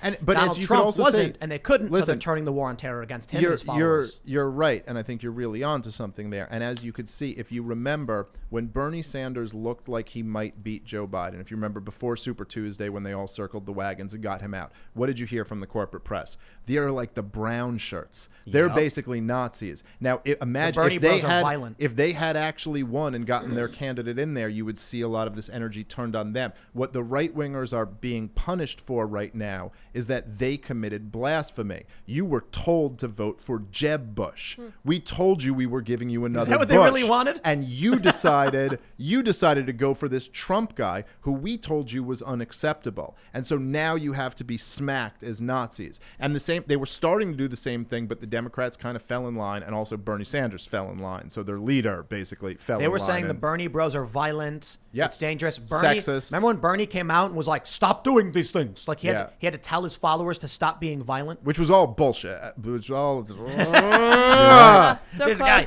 Welcome to YouTube. So you think we would have avoided a lot of this extreme polarization if it had been Obama, Jeb Bush, and then like a nice back and forth? No, my point is that we have this extreme polarization because of Bush and Obama and all of them. But now the establishment is freaking out because they've lost control of this thing. I think that Trump, the standard line is that like Trump destroyed the Republican Party. But I think that's nonsense. I think that George W. Bush destroyed the Republican Party, and Trump was the aftermath. And now they love his paintings.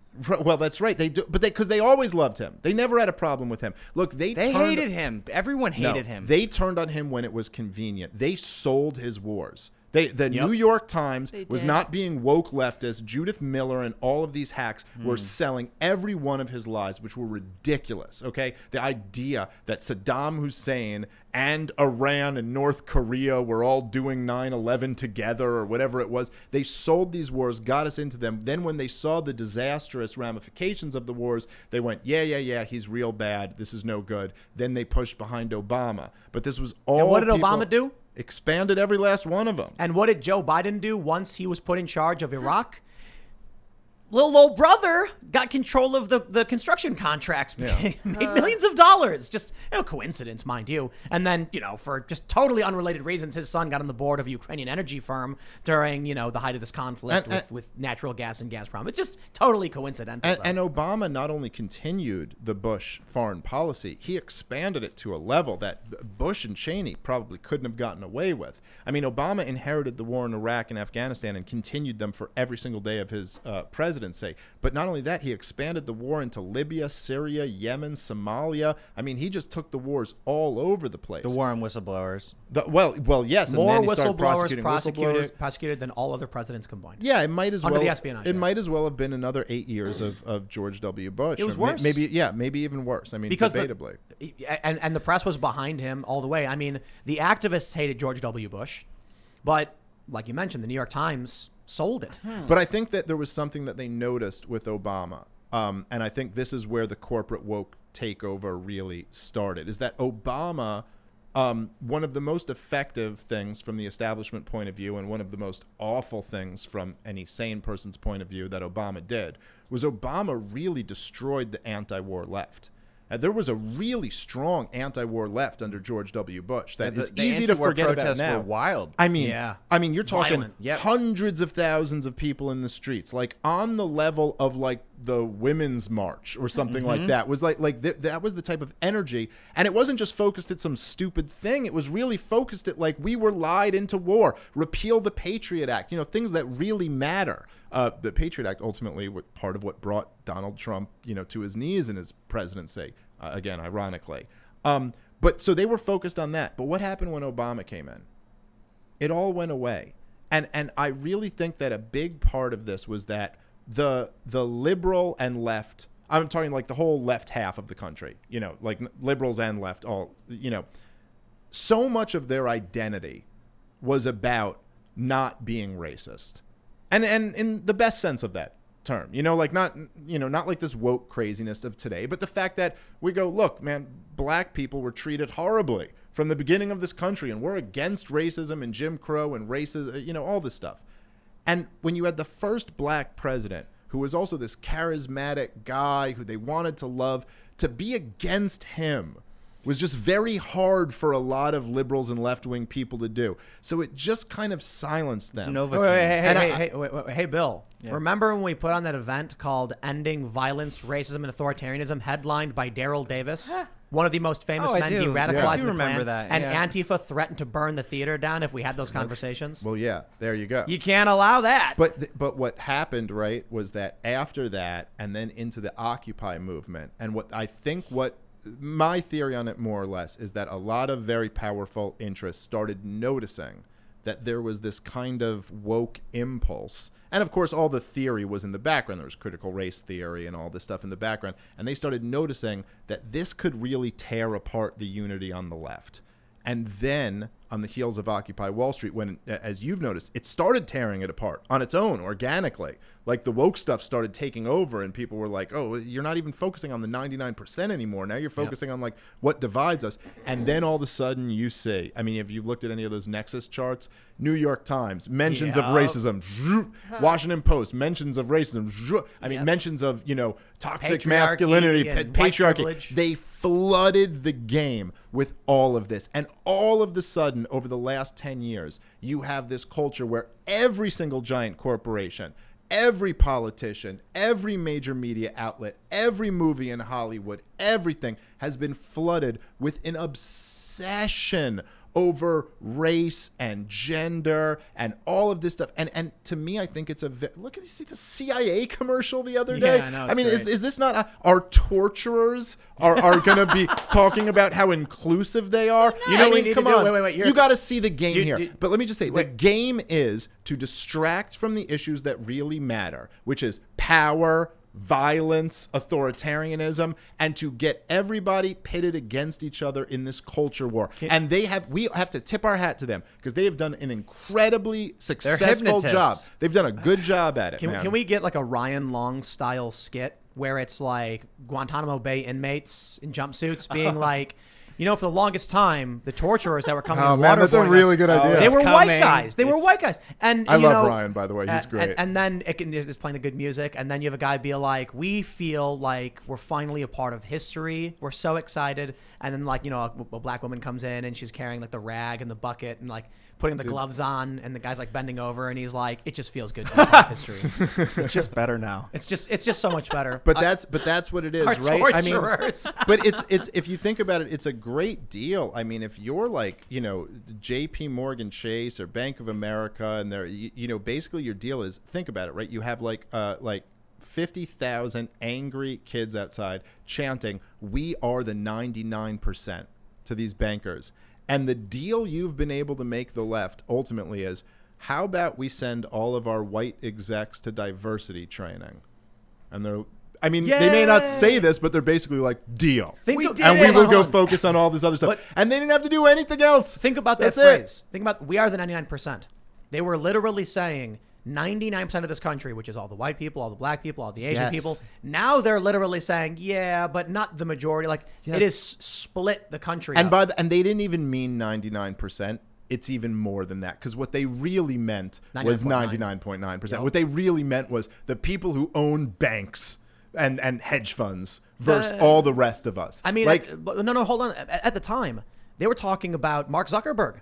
This is the funniest thing, I'll tell you. One of my favorite days, most memorable at Occupy Wall Street was they were being censored and suppressed. And they were like, you know, the media won't cover this, so we have to print our own physical newspapers. We have to use these other social networks. We have to use live streaming to get our message out. And they use Twitter and they use Facebook. But it was funny because they were complaining about the top 1%, and they literally put up a shrine to Steve Jobs when he died. Yeah. Yeah. I'm like, he was not a good person. But the point is that, but this was the thing about Occupy Wall Street, right? They didn't have all of the answers. And there were these like hypocrisies and silly things like that. But in essence, they were right. Like, the banks had just gotten bailed out. And it was during the worst, recession since the Great Depression. You're going to bail out these guys. And then they kept their bonuses. I mean, it was so blatantly corrupt. And for them to call that out was right. And they were focused at least one of the power sources, like the big banks. They were really focused at something that actually mattered. And at the same time, or at least around the same time, you had the Tea Party movement that was going on, where these right-wingers were coming at it in the streets. And the right-wingers were saying, the government is way too big. It spends way too much money. It's too corrupt. We're taxed too much. We borrow too much. The debt's out of control. There's a problem. And the left-wingers are over here saying, bailing out the banks is immoral. They're getting all of these profits and none of the...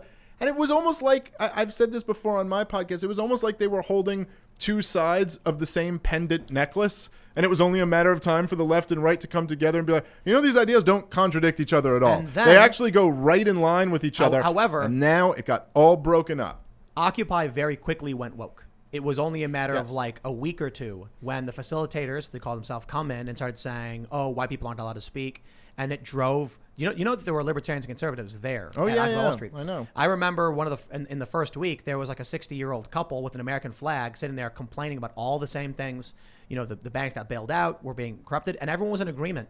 I mean, I met Luke down at Occupy Wall Street. It was Occupy the Fed. There was Occupy the Fed was going along. That was alongside Occupy the Wall Street. Those were all the libertarians who supported similar ideas. Because this was the Ron Paul days. Yeah. So the libertarians were trying to come in there and try to they were, teach. No, hold on. They were trying to teach them a little bit, hey, if you hate the banks, there's this one bank that runs all the banks. They weren't trying to do anything. They were there. I was there in the first week. They were there. Luke Rudkowski was there. Ron Paul guy. I met him there. We talked about these things. Great conversation between libertarians, conservatives, and liberals. And then very quickly, the ultra woke came in, took over the meetings, and said white people weren't allowed to talk anymore. And I remember this one white dude I knew who was an anarchist started crying and left. And so these people started leaving, and it was stripping away the core of the movement. Now, many of these Occupy people who followed me or friended me at the time are championing the FBI's raid on Giuliani and Facebook and Twitter, massive multinational corporations, suppressing dissent. They've never had principles. They were going along with the tide, and they were manipulated. Now, let's go to Super Chats. See what the audience has to say. Yes. So if you haven't already, smash that like button and go to timcast.com to become a member and get access to exclusive segments from the Timcast IRL show. If you go to timcast.com, you'll see in the top right corner, we actually have a Stripe option now. Stripe is amazing. I hear I really like Stripe. I know a lot of people didn't like PayPal, so there you go. But anyway, smash that like button, subscribe, share the show if you really like it. Let's read some of these super chats. Michael Brogan says, Friday nights, baby. Always the best guests. Cheers, Dave. Cheers, Timcast IRL team. We are having a crew come out, hopefully next week, to help us clean out the garage skate park. So if you've seen the vlog, we've got, or you've seen my Instagram post, we have this big skate park / venue. We call it the Grind Bar. And we have some work that has to be done with clearing out this like really awful, gross insulation. because we still have a lot of work to do. And after that, we're trying to get go as fast as we can. Friday night live events where we wouldn't just be having this show. We'd actually swap over and have music and comedy. And members are actually going to be able to buy tickets to come out. And we'll do this hopefully every single week. We got to get things cleaned up. Then once we do, we can get the computers installed, the cameras installed, and then we got to do a major upgrade on this studio. So it takes time, unfortunately, but that's the plan, man. All right. Christian Jimgochian says, when I was 17 and a dumb high schooler, I wanted to be a cop. 7 years later, I'm glad I didn't do it. Also, here's $27 for the $2,700 you donated to the cat's surgery. Good guy Tim over here, keeping his promises. Y'all rock. Yeah, so yesterday, someone super chatted their cat needed surgery. And I said, by the end of the show, this will be done. And a lot of people did donate. Still a large amount was left over, so I donated. I actually wanted to start a nonprofit a while ago. We talked about it, where we basically pay for animal surgeries. Because I know a lot of people who have had like a cat or a dog, it's like $2,000 to like save the animal's life. And they're like, I just don't have that money. So like, what are you going to do? Let your pet die? I'm like, maybe we can set something up. I don't know. Yeah. All right, let's see where we're at. C. Hennessy says, Tim, you should get Louis Rossman from YouTube on. He's an NYC business owner who can't plead guilty or ask for court date for a fine that was given on BS unclear law. Could pay more in fines if he can't get in contact. Right to repair. Yeah, I saw this. Apparently the website didn't work, so he couldn't actually do anything. Then they call him and like, you're in trouble. And he's like, I can't even go on the website. The website doesn't work. Like, what am I supposed to do? And there's no in-person because of COVID. So it's just like New York's imploding. Logan Brown says, how are you enjoying rural living? You know, I guess it is rural. I suppose it could be more rural, but it's the best. Sub-rural. I walk outside onto my deck and I just like fire an arrow from my compound bow and just like hit a target. And I can just like do that every morning whenever I want.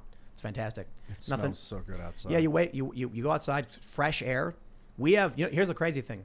Y'all city folk drinking that nasty fluoride water, aren't you? Not us. We got our own water source. Yes, fresh well water. And we got a really great system. We have like one of the highest quality, home systems. It's got the UV light and everything.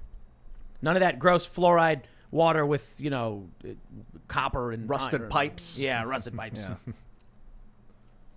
Carter Felder says, have you read Spiral Dynamics by Don Beck and Christopher Cohen? I haven't. Have any of you? No. Sounds fascinating, though. The spiral, man. EVBB Jones says, this super chat was paid for by unemployment benefits. I could go back to work, but the entire state government is telling me not to. They're literally paying me not to. Give them what they paid for. Yeah. What if we supplanted unemployment with UBI so that you could still work? You just still got the money, but then you don't lose it if you go to work. It doesn't work. Yeah, but unemployment doesn't work either. It would just be a less faulty system. I just feel like if you're asking, look, like I was saying before, the government is just giving you taxpayer money. If you want to ask for help from the people who do work and are paying taxes, how about this radical idea? Ask for the help.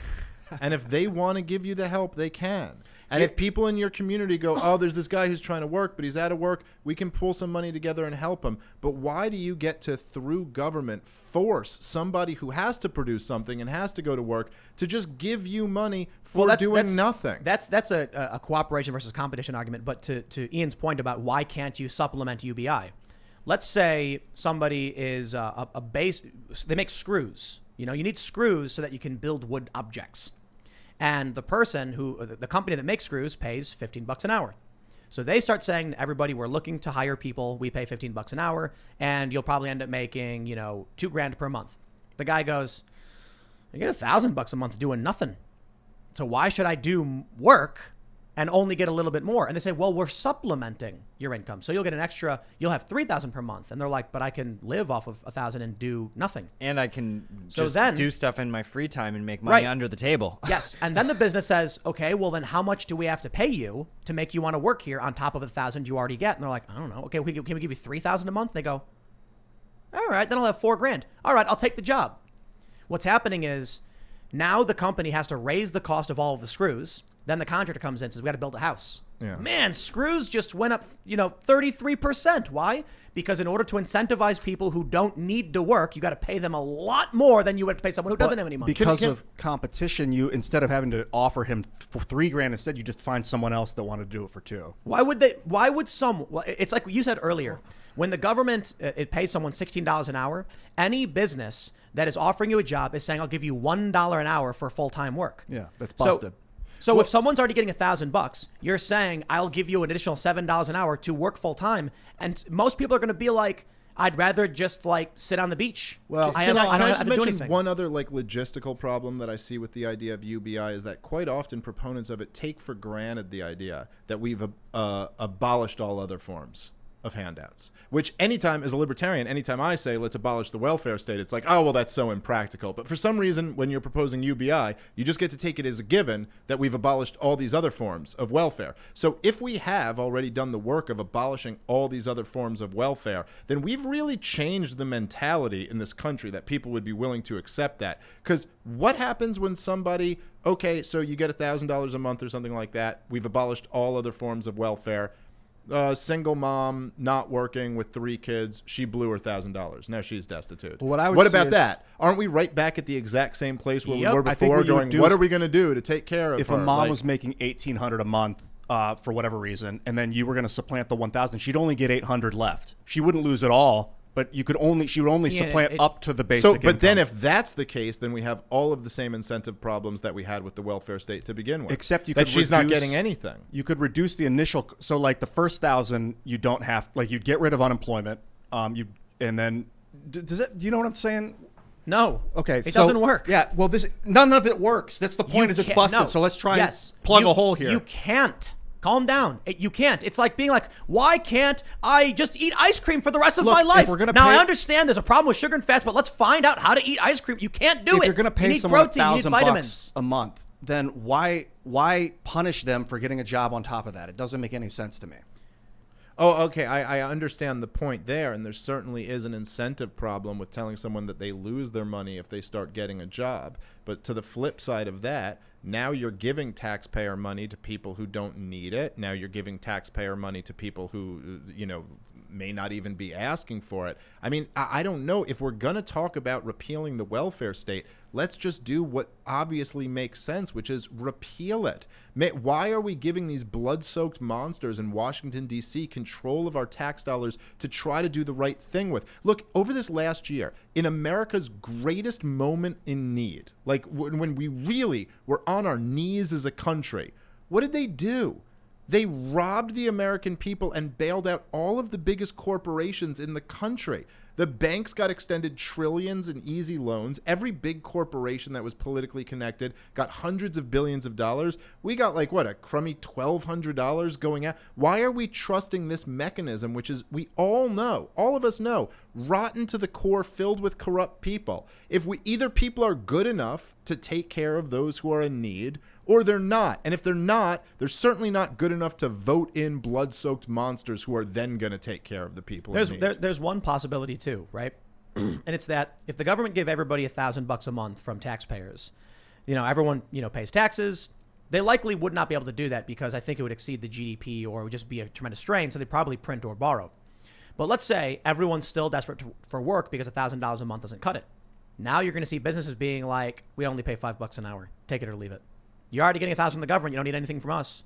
Sorry, that's it. You could reduce minimum wage, yeah. Well, or what would happen is hyperinflation from UBI would result in stagnant minimum wage. The left would then demand the minimum wage go up, and it would just be constant command economy. It just doesn't work. It makes little sense. It makes no sense. I say it when I say little, I get it. A child says, why don't we just give people money so they can have food because we have so much food? It's bro, because the economy doesn't work that way. What the dollar represents right now is a few things. Arguably, it represents the energy required for labor. So it could represent petroleum, the petrodollar. But in terms of labor in the United States, we have a very service sector-based economy. The dollar, the energy behind it is what people are willing, how much labor people are willing to exchange for labor. How much does a petroleum engineer, how much time do they want to work in order to have someone serve them a cheeseburger at a restaurant? they probably don't value that a whole lot. In fact, we can get kiosks to do it. So the issue is, when we talk about just raising minimum wages or giving people money, you will just increase the cost of the lowest level of labor that people don't respect as it is. Doctors are like, why should... So there's this meme that goes around where it's a guy like, I'm an electrical engineer. And when I hear that fast food workers want to make the same amount as me, I say, congratulations, we all deserve a living wage. And it's the stupidest argument, because an electrical engineer who's probably not making all that much, relative, to other jobs, doesn't want to have to work for 5 hours to be able to buy a chicken dinner. These people are saying, I work hard, I've established myself in my career, I should be able to provide for my family, and by working harder, gain more to give my family a better life. That means after 10 years of training and being an apprentice, now I'm a journeyman, now I'm a master, I'm making more money. And somebody is going to spend the same amount of time in a fast food restaurant to earn the same thing they do. Now, the argument for the left is, but everyone deserves a living wage. The problem then is, people will say, why work hard to become a specialist or master if we're only going to get access to the same things? Again, the left argument is that people will be fulfilled by taking these jobs. That's true for some people, but not true for everybody. And I always ask my lefty friends this: how many people do you know want to be famous musicians? And they're like, oh, a ton. How many of them are good enough to actually do it? None of them. And how many of them, if you gave them money, would quit their jobs and just play garbage music outside trying to be a rock star? Probably all of them. Yeah. So people have and then on the flip side of that, right, like, there are these jobs like being a garbage man usually pays like fairly decently, because, no one really wants to do that. But the only way to entice people into it is to say like, well, look, you can make $80K a year. And or in something 10 like years, this, and garbage trucks will be AI. And the primary, argument of the smartest people who propose UBI is AI. Right. That's what they're saying. That's why billionaires that's the support. Hunger Games. Well, okay, that's the but Hunger Games. Because then you have it is the a richest false people. argument. Then you have the richest people getting free resources from those who are still forced That's to how work. it's been It anyway. doesn't Working work. hard doesn't make you rich in this world. No, That's and not AI true. produces Working smart jobs. makes you rich. But in this working world. hard Yes. shouldn't make you rich. I mean, I could go outside and lift a boulder over my head and drop it for 12 hours in a row, and I'm working really, really hard. I shouldn't get rich from that because I'm not providing any value to anyone else. Hold on.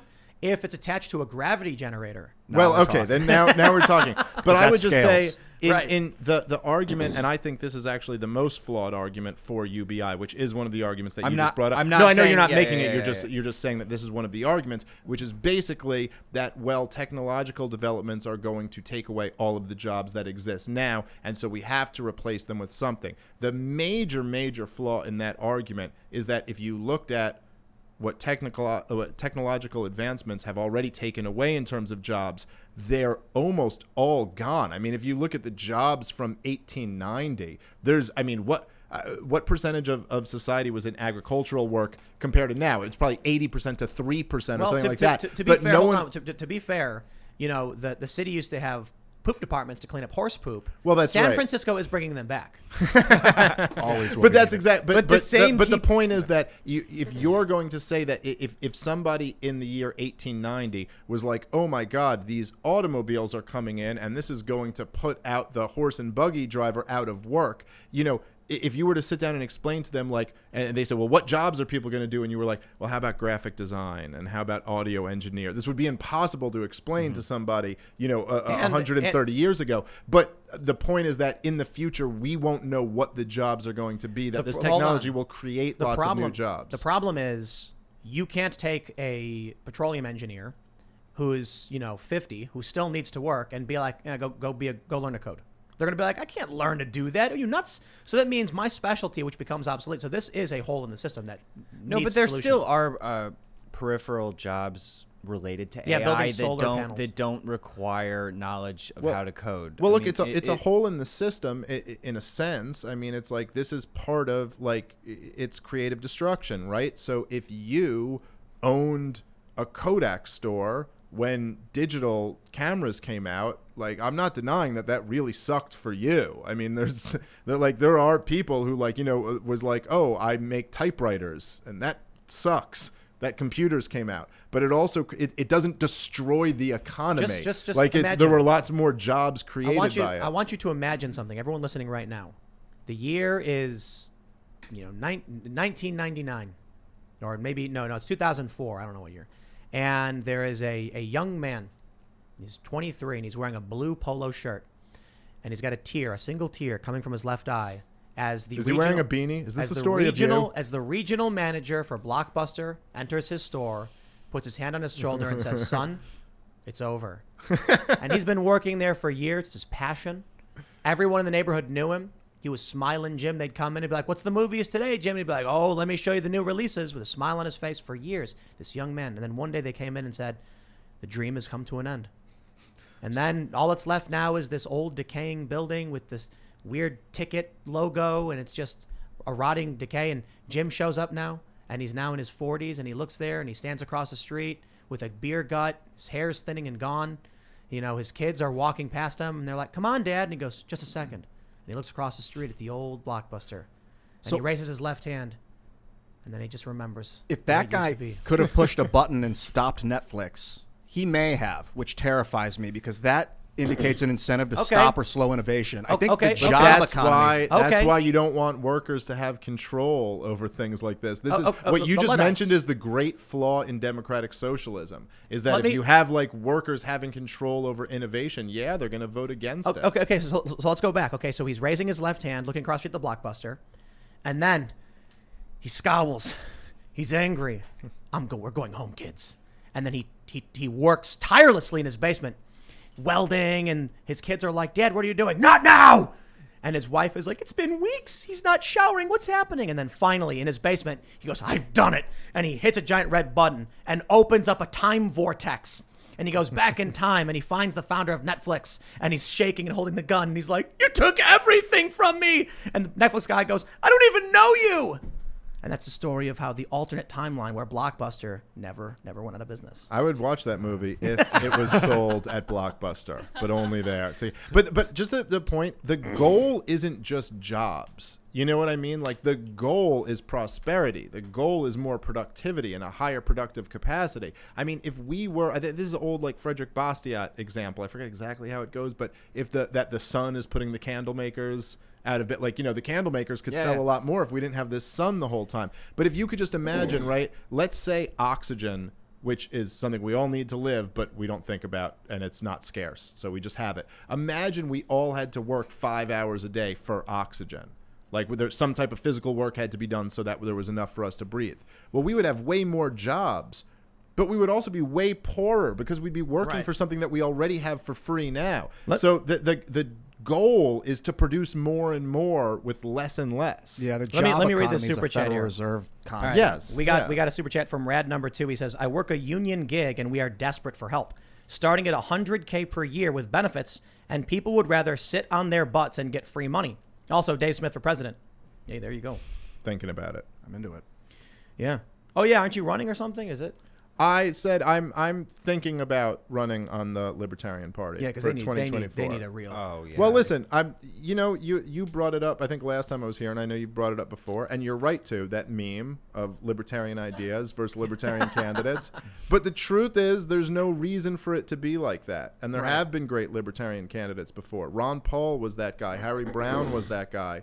And there's just a lot of the candidates don't really know how to talk about liberty. Right. And if no one else will do it good, then I'll do it. All right. So John Mobb says, "Tim, you can't quit and be approved for unemployment. There's an investigation process that does take place, and you need to be fired or laid off to get approved. So don't quit, people. You will be denied." That is false. John, you are incorrect. You need a reason. So you can work at a job and quit and still get unemployment so long as you quit for a valid reason. Namely, you are being harassed. Your boss, did something inappropriate. You can say, "I felt threatened at work and I didn't know how to deal with it because I felt like there was going to be retaliation." And they might deny you. They might be like, "That's not a good enough reason." But you can quit. You just need a real reason. And that's the thing. A lot of people do. They'll file a complaint at work and be like, "This person's making me feel unsafe." Then a week later, they'll come back and say, "I still feel unsafe." There's no way to resolve someone saying something like, "I feel unsafe," and this person's doing it. And then when the business can't do anything about your fake problem, you quit and you say, "Yeah, I quit because they were threatening me," and they couldn't do anything about it. And they'll be like, "Okay." Also, if you are fired for cause, you also might not be able to get unemployment. So, like, if you do something inappropriate and it's documented and try and then get fired and then say, I want unemployment, they might be like, yeah, well, like, you were streaking through the halls of the business, you don't get unemployment. It's just about whether it's your fault or not. So you can quit. Dakota Smith says, just bought the To the Moon shirt. Longtime viewer, keep up the struggle. Appreciate it. That's right. If you go to timcast.com, click the store. We have this amazing new Doge shirt. It's a Shiba holding cash, and it says To the Moon, and there's coins everywhere. And that one's probably going to be up for a while. I love that one. It's great. All right. Let's see. Let's get some new super chats. Uh-oh. Slenzer says, Slensder. Dave, Malice may be your press secretary, but Tim Pool is chief of staff all day. Ian can tag along, and Liz is communications director to keep Malice on a leash. I don't know about chief of staff. I don't know what that sounds... Doesn't sound like something I would do. I feel like we could find a more creative job for you. Chief of staff sounds boring. I think you want something. You're a fun guy. Head up intelligence or something. Yeah. Like director of national intelligence. Yeah, there you go. I'd just be You couldn't be worse than the previous ones. I'd be much too libertarian. I'd be like. That's what we're looking for here. I'd just be releasing the documents. Like, so, like the head of the CIA would walk in and be like, all right, we got some very serious intel, and they hand me the report. Yeah, that's interesting. It's like, let me tweet this real quick. And what are you doing? I'm just tweeting out this to the public so they can see what's going on. I'm sorry, dude. I'm going to get so many likes on this. You're like, I really the public has a right to know. It's like, yeah, no, I don't know, man. I understand there's a real need for like confidentiality, classified stuff, and like war and conflict. So that's why I don't want to go anywhere near that stuff. All right. Ian Mitchell says, with Ethereum having moved away from proof of work, miners and those interested in mining should look into Vertcoin.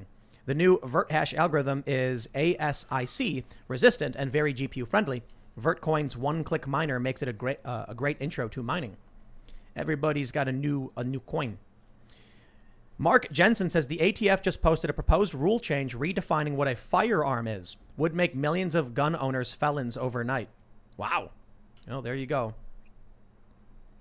Chris DeBon says, Ian, took your advice last AM, took your advice. I'm starting a new political party, the Southern Secessionist Syndicate Party. Check us out. I don't know what that is. Yeah, something about Southern Secessionists just has a little bit of a bad connotation. I don't remember advising that ever. I mean, I'm all for it, but it's just there's no has this historical context. As a peaceful divorce, keep that in mind. The federal government will blockade any port it has to. Well, I don't know. Look at the Soviet Union. They broke up. Right, but it was because they invaded Afghanistan and destroyed their economy. That was before they broke up. Yeah. All right, and then they broke up.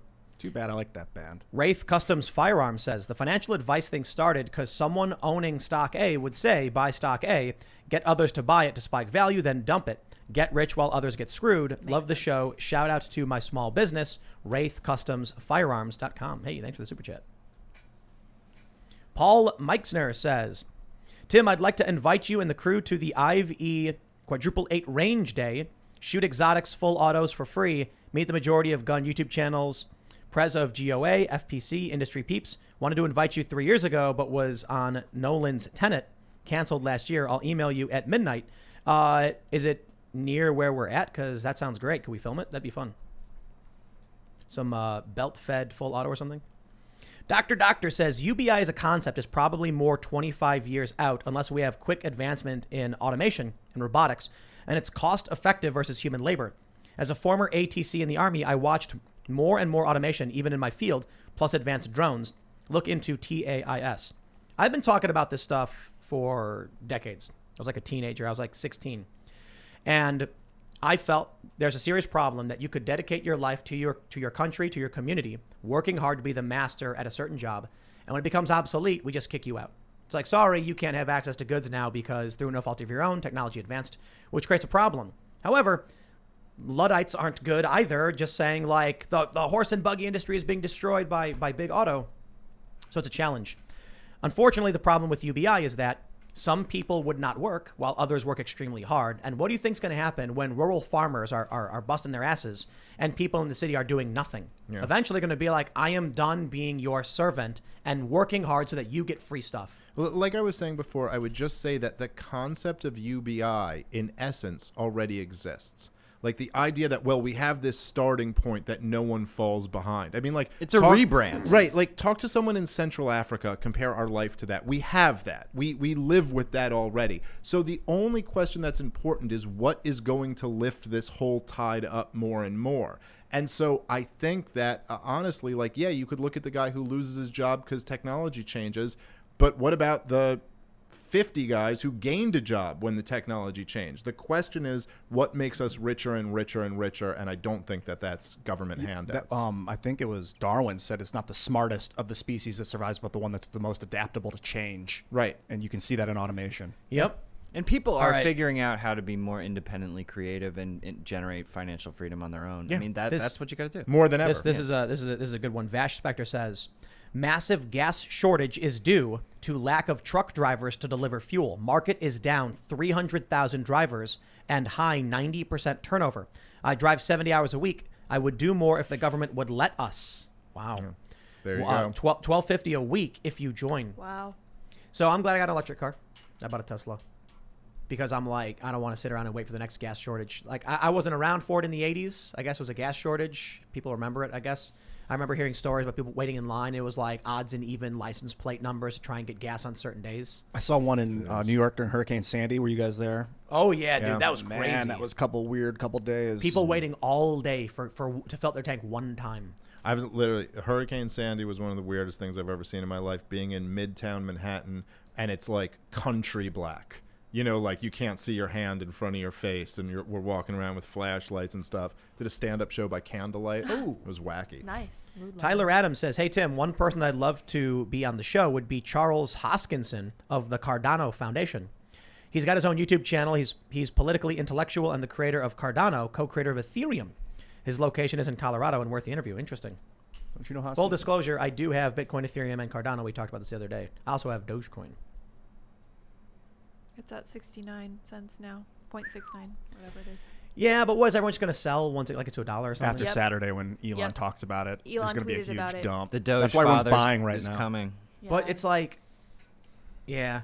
He actually, there's a video of him I saw yesterday where he was like, Doge is a joke, invest responsibly, carefully, and I yeah. would never tell anyone I to haven't invest seen their that. Yeah. fortune in this. Kuro Terran says, regarding a video you posted earlier in the day, I'm from Wisconsin. We have castle doctrine here. So the arrest of the man for conducting a show of force when rioters threatened him was a wrongful arrest. Dare I say illegal? No. But does that mean the police broke the law and arrested a homeowner who was being threatened by a raucous crowd? Doesn't sound right. That doesn't sound like something the police would do. They wouldn't arrest the law-abiding citizen in his own home who was defending himself from a group of people who had previously been at a house that was set on fire. Oh, that'd be so strange. Weird. It's almost as if the police are taking the side of the rioters because, like I said last year, the police will show up, see a group of rioters and a homeowner and be like, it's easier to arrest one person in their home than it is to deal with 60 violent people. And that they're susceptible to political pressure. And that when it comes to it, like there are a lot of cops, right? A lot of cops are not sympathetic to these left-wing rioters. Mm-hmm. That's not what police are. But they know their higher-ups are going to get them in trouble. They might be on the news. They might be on this. And so they just go with what's easier. And there's no reason to suspect. I mean, just look at the 20th century. Do you think that the enforcement arm of the state is not willing to just kind of do what is expedient, even at the violation of human rights? I mean, we're not different creatures than the Russians or the Germans or any of them. It's the same structure. It's a state and an armed agent of the state enforcing the rules. Bear in Mind says, I got laid off and was making $950 a week from unemployment. And my dad, who didn't get laid off, was only making $800 for 60 hours. He wasn't happy. Wow. That's why UBI doesn't work. Because the people who still have to work, because humans are still needed for labor, are going to revolt against those in the capital who aren't working but are getting access to their resources. Imagine if every day, actually this is true. Imagine if every day you built a birdhouse and the government came and just took half your birdhouses away and gave it to people who weren't working. Hey, that's kind of happening today, isn't it? That's already No, happening. it'd be like if you were building a birdhouse and they came and gave you birdhouse parts that you didn't need as they were giving everyone else birdhouse parts. No, but see, the flaw in that logic is thinking that there is this unlimited supply of birdhouse parts. They have to be made. So the idea is like if somebody's working their tail off and making $2,000 a week for it, and then somebody else does nothing and gets $1,000 a week for it, that is going to build resentment from the people who are producing the wealth. It's this simple, bro. Imagine you pay rent to live in a house and some dude's sleeping on your couch and he doesn't work and he's eating all your food. He better be paying me half of his UBI. He's not paying you anything. He better be if he's living in my house. This is what UBI is. It's putting a layabout on your couch who isn't working but is getting a portion of your stuff. If you are working every day to make something of value for society and there is someone who is not doing anything, that money has to come from somewhere. And if they can't take it from you because you'll freak out, they will print money, devaluing your money and your resources, giving it to this person, and then shows up and says, "Hey, Ian, I'll give you $100 of." Imagine this: you're like, "You better give me half your UBI if you're living in my house," and he laughs and goes, "It's your money anyway. I don't care. The money came from your labor. Sure, you can have half of it. I'll take your stuff. You're still losing your stuff to a layabout." No, in that situation, I'd be making more than I was losing in that situation. I think the problem is that they're printing money. The Federal Reserve can just endlessly print money. Right. Where do you think they're going to get the money from UBI for? From printing endless money from the Federal Reserve. Well, they want to tax corporations. AOC said we should be deficit spending. I think Andrew Yang said that we need to tax corporations for, what were they? VATs. Value-added tax. Because I just don't understand how we can even talk about taxing corporations. Just stop giving them taxpayer money. Can we work on that first? Once we achieve that, then maybe I'll entertain the conversation about whether we're going to then take their money back and give it. You know, it's like if you're talking about giving someone a blood transfusion, but you're actively draining blood from them. Like, okay, could you stop doing that used first? to do that. And then we could. blood. I know, but that's what we're doing right now. We're taxing working people and giving that money to corporations, and then having these abstract conversations about whether the corporations are paying their fair share. How about they just have to survive or fail on their own, at least as a starting point? Dude, we're paying $20 trillion back to Fannie and Freddie Mac over 20 years or something. $20 trillion. All right, Madison McAfee says, I was wrongfully arrested to an FTA for a court case I went to for a noise violation and even got the charge dropped, but they didn't file it. 36 hours in DeKalb County Jail. Minus $1,000 was told I couldn't sue because they'd claim negligence. That's justice system. Wow. Yep. That's right. Aiden B. Dunyan says, hey, Tim, love the show and the guests you have. Here in Oklahoma, they banned critical theory, and now the Dems are trying to argue that banning it violates their First Amendment rights. Let me just make something clear. The First Amendment doesn't protect the state's right to speak. It protects the people's right to speak, and it protects their right to speak from the government, from the state. So I think it's funny that these schools are like, this is a free speech issue. We don't have to force the state to say anything. We can tell the state they're not allowed to speak. Yeah. The people can speak. Well, that's like, I mean, saying like if you banned a public school from teaching that, you prayer. know, 2 + 2 = 5 or prayer, it's like whatever you want to call it. I mean, like, no, you have every, you know, it's reasonable to set standards. Isn't it funny how they're like, they want to restrict prayer in schools? And now they're acting like we should be able to restrict the things, like we couldn't restrict speech in schools. Like, prayer is protected under the First Amendment. But by the way, critical race theory is just their prayer. Exactly. You know what I mean? It's their religion. Yeah. Straight up. Yep. A. Skidlov says, learned about Dave through comedy, and now I'd vote for him for president. Woo. Smith Gabbard 2024 with Malice as press secretary. Let's go. Alex Jones wants to get involved too. Is there an amount of money I have to earn and spend to make Michael Malice the press secretary? No, this is we worked this out already. He said he will do it for 1 Bitcoin a month. No. I don't mean to pay a salary. I mean, how do we actually get an administration to win that results in a Malice press secretary? That's going to cost more than a Bitcoin a month. $1 billion, yeah, maybe. That's going to be tough. More because you're fighting the establishment. So you would need like 10 billion. But it's only what 10 billion could buy you, which is airtime like this.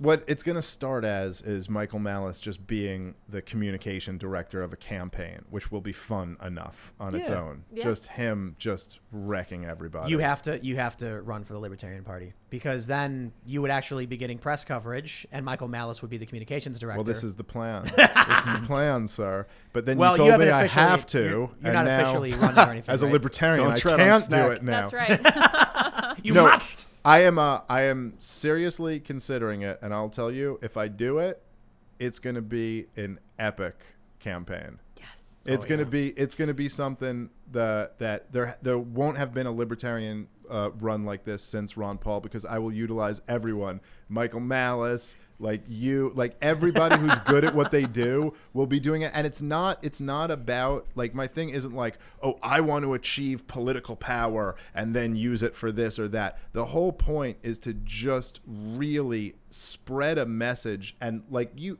always say, like, the libertarian message is great.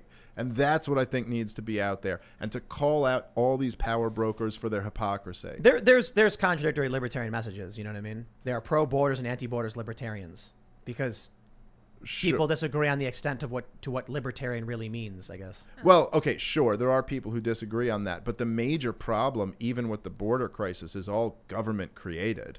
I mean, the whole thing is like, okay, so we have a war on drugs, so then there's these people smuggling all these drugs in. Then we have a welfare state that incentivizes all of these people in there. We subsidize that. Then we subsidize the war against immigrants. Then we have easy birthright citizenship, which subsidizes people coming in. The whole thing is a government mess to begin with. So I'm with you. I wouldn't suggest right now, under current conditions, we just have open borders.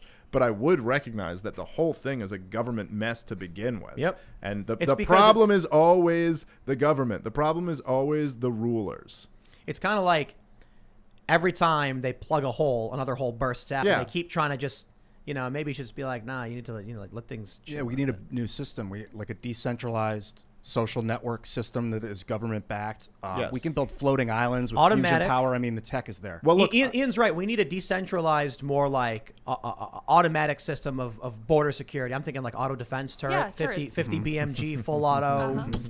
I'm kidding. Small drones. well, I was saying the last time I was on this show, and I really believe this, that decentralization, some type of scaling back of the power of the federal government, is like, just in a medical sense, the only thing that could save this country. Because we are on a suicide mission right now. And the culture war and all of this is related to it. It's everyone jockeying for position for who controls the federal government. Yep. This is why it spikes every 4 years when it's your president or my president's going to win. The debt is out of control. The money printing is out of control. This thing is we're obviously going off the cliff. And the only answer here is to scale that. Well, that's a pretty solid start. But scale this thing back. More local control, more community control, less federal control. And that's the only thing that can save this you can country. build voting apps where people can yeah. choose where their tax dollars go and Yes. things. All right, we got a super chat from Dr. Doctor. He says, what I'm saying, I think means seeing, what I'm saying is, as an air traffic controller with which is a highly complex, situationally aware job, it was becoming more and more automated. If that kind of work is becoming automated, even coding is getting closer to being more automated and needing less coders. Well, coding language, like, could you imagine what's the standard code people use, like basic or binary, I suppose? Could you imagine like hard coding something in just binary? No, that we make coding languages that basically simplify the process and become easier and easier. C#. Have you seen, in your experience with Minds, any advancements in AI writing the code? Oh, there was a new AI like programming language that could generate programs automatically that MIT just put out.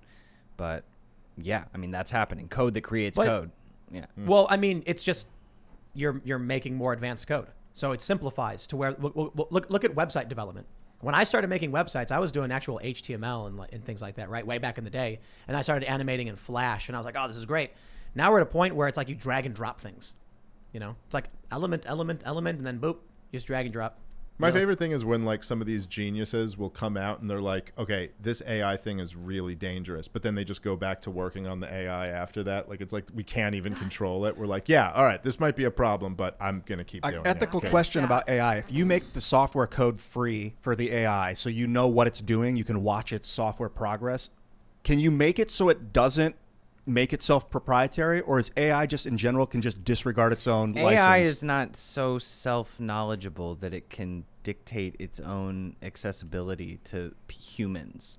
I think that people think that AI is a lot more. There are risks, yeah, but it's not like this alien force of higher intelligence that's like attacking us right now. I mean, we have the capability to control it. There you go. Yeah, people think AI is going to be like Skynet and the Terminators. They think it's going to be like Ultron. In order to end all war, humans must be wiped out. In actuality, what's going to happen is if you turn on an AI to like manage the economy, all of a sudden one day you'd wake up and there would be no shirts, no shoes, a ridiculous amount of socks, and tons of corn everywhere. And you'd be like, wait, how do we get to the point? The AI is a communist? No, because the AI isn't going to do what you think it's going to do. It would take probably millions upon millions of iterations and simulations to get to the point where it functions properly. And even then, after 10 billion calculations, it for some reason finds let me slow down. Here's why I explain it to people. In the future, we have an AI regulated economy. You wake up, you're like, time to go to work. You look at your phone and it gives you an address. You show up and there's like a jagged piece of metal on top of a box. You pick it up and your phone says, give it to this guy. You walk over to some guy, you give it to him. And then he says, thank you. And he walks away and then boom, $1,000 in your bank account. And you're like, I have no idea what I just did or why. Because the AI would be creating jobs you wouldn't understand or even think of.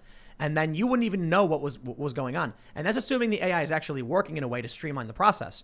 The AI can only do what its essentially base program tells it to do. So it might be like corn is food. Corn is cheap. Corn takes less energy than other forms of energy. Make corn. And then one day you go to the store, there's no beef, there's just a bunch of corn. And you're like, maybe this AI thing isn't doing what it's supposed to be doing. The problem then is if that happens over the period of a few generations, people won't realize. And then you'll end up in a future where there's just only corn and other weird products and people are eating like protein cubes because the AI isn't going to do what you want it to do. And here's the best example. YouTube created an algorithm for finding the best content. They said, what do people like? They love shows that are long, like Game of Thrones. So we need something that has the right keywords in it, that's long form content, and appeals to a wide audience. So they create this algorithm. What happened? People started cranking out videos of Hitler and the Incredible Hulk singing nursery rhymes together with like this weird, crappy CGI because it was generating more views. Those weren't specifically the videos that were the result of the 10-minute algorithm, but it was because of babies. So the YouTube algorithm was like tons of, we get the largest percentage of views come from this one area. They seem to like these themes, promote these videos. So then people started auto-generating videos, and the ones that worked on YouTube were insane mishmash of garbage nonsense that made no sense. The Hulk in a bikini with a Hitler, but Hitler's actually got boobs, and I'm not kidding, it's a real video. There were thousands upon thousands of them. So the human thought, people like these things, program it in. And then the AI over time started developing a taste for the most insane nonsense. And then so the humans who were making those videos were gaming the system. Yep. So the humans were smarter than the AI and were able to No. All they knew was this is what was getting traffic. No, but I'm saying the people who were making those videos with the Hitler with boobs on them and stuff like that, like they were gaming the AI system. Seriously? They figured out how to do it. Go on YouTube and search Finger Family Hitler, and you will see this video. It's a woman's body with a bikini with Hitler's head with the Incredible Hulk, and he's doing Tai Chi, and it's singing a nursery rhyme that was recorded by some dude in India into like a microphone from the 80s. I mean it, 100%. And this has been a problem for a long time. A lot of views? This particular video has like 30 or 40,000. But there was a period. Still more than it deserves. There was a period where there were hundreds of millions of these videos, because there was a big problem where there was a trend of videos that were like little kids getting injections and urinating on each other, because that's what was getting traffic. So because of that, that's what YouTube was promoting. People made more and more and more of it, which created a feedback loop. The more they made, the more views it got, the more it refined into a point where insane stuff dominated YouTube and people were watching this stuff. The same thing is true of politics. So social media creates an algorithm saying, show us the things that get the most watch time and have the most keywords. And what happened was intersectional feminism. So I've explained this before, right? If an article about racism gets X views and an article about sexism gets Y views, an article about racism and sexism gets X plus Y views. And in some instances, it gets X, Y views, so multiplication. And so YouTube starts promoting whatever has the most keywords in it. So when someone would write an article being like, Democratic trans women of color fighting with Republican alt-right neo-Nazis is the fight of our generation, it would get ridiculous amount of clicks because the algorithm would be like, look at all these keywords, feed it out to all of these people, and they would see it. That made people go insane. So Facebook was dominated absolutely by police brutality videos because it got so much engagement. Rage, justice, people would share it being like, I must do something. Then we ended up with the past 10 years of intersectionality because BuzzFeed, Huffington Post, Vox, Mike, all realized that's how you would make money. That's what people wanted. Right. The people didn't really want that content. They were just being fed it by the algorithms on these social networks. So long story short, we think the AI will be Skynet. Nah, it's just going to scream in your face Nazi 50 billion times. It's possible that was a machine learning algorithm instead of an artificial intelligence. Right, I understand the difference. So I'd love to get an AI specialist on here someday to go deep into that, like the difference between machine learning and AI. Right. They're not the same thing, right? So anyway, if you haven't already, please smash that like button and become a member at timcast.com. We're going to have, we might have a vlog episode up tomorrow over at youtube.com/castcastle, because we have 2 actually, but they're kind of the same because we just spent the weekend grilling. But maybe I'll just put them up anyway because, vlogs are vlogs. And if you guys want to watch it, you can watch it. And then we're going to be filming again. So more stuff's to come. In a couple of weeks, we're going to be going out to the range, I think in about a week. We'll be going to the range for one of the vlogs, and it'll be fun. A lot of gun stuff. So make sure you check that out. Go to timcast.com, become a member. You can now use Stripe, and make sure you go to the store and buy your Sheba to the Moon shirt. It's greatly appreciated. You can follow this show at facebook.com/Timcast IRL, share our videos, and on Instagram at Timcast IRL. We're live Monday through Friday at 8 p.m., so thanks for hanging out. Do you want to shout anything out, Dave? Oh, my podcast is part of the problem, and I will, if you're interested in my run for president, I will be speaking at the Libertarian Party Mises Caucus event in Pittsburgh on May 14th next week. Come out, check us out there. The Mises Caucus, Libertarian Party, that's all. Hey, yeah. Hit me up, minds.com/Ottman, OTTMAN. Hit me up. Let's do this. Yo, I'm so ready. I just wish we could have talked more about the Fed, the Federal Reserve, and the Bank of International Settlements. We could talk about this a lot more, very man. Deep. We'll do it. And also, I think there's a new mug. Is that true? Is the Don't Fight an Alligator Underwater mug? I believe that is up. It may actually be, in addition to our Shibu Inu to the Moon shirt, there is a That's Ian right. Crossland. The Ian Crossland Don't Fight an Alligator Underwater mug is also available. I didn't know if it was going to post. You want to bring them onto land so that you can fight them on your terms. You really don't want to fight an alligator. This is great art, by the way. Fantastic art. Thank you guys so much. IanCrossland.net. For those that aren't familiar, we were talking about not getting dragged into these troll arguments where like someone will argue on Twitter, and then as soon as you counter their argument, they'll change the subject, and then Ian just goes, "Yeah, don't fight an alligator underwater." And I was like, that was very profound. No, that's a great way to put it. Yeah. That is, yes. Fight them on land. I have gotten dragged into way too many of those arguments. Yep. Trying very much to stop. They'll say something to you where it's like, Joe Biden's the greatest. And you'll say, well, I personally take issue with Joe Biden's policy on this. And they'll go, yeah, well, you're a Nazi, so you are a bigot. That's the bait. It's like, you're not arguing anymore. Don't get dragged underwater with the alligator. You don't want to do it. Just tell them you love them and walk away. Yeah, there you go. On Facebook, I usually just say because I don't insult people. So I'll post something and then someone will start yelling at me because people are nasty, and I'll just be like, I'm sorry, I don't understand why you're so upset right now. And they'll be like, well, I'm just saying, and I'll be like, that's cool, appreciate it. I'm just don't understand why you're angry. Well, it's like, why are we? I'm not yelling at you. You're not yelling at me. What's going on? Why are you doing it? Anyway. And then me, yes, I'm in the corner. I would also like a mug, but I don't have any catchy sayings yet. So until then, you guys can just follow me on Twitter at Sour Patch Lids. And never forget, don't fight an alligator underwater. We will see you all tomorrow or maybe Sunday. Tomorrow or Sunday, youtube.com/castcastle. Subscribe to our new vlog channel. It's going to be a lot of fun. We're trying to build like a 40-foot grind rail so that we can do a bunch of silly things on it. And I guess now we have to do stupid stuff like Allison was like, we're going to get a swimming pool and then zip line over it. And I'm like, I guess, because we got to film something. So maybe a volleyball net in the pool. I'm into it. There we go. Thanks for hanging out, everybody. We'll see you all next time.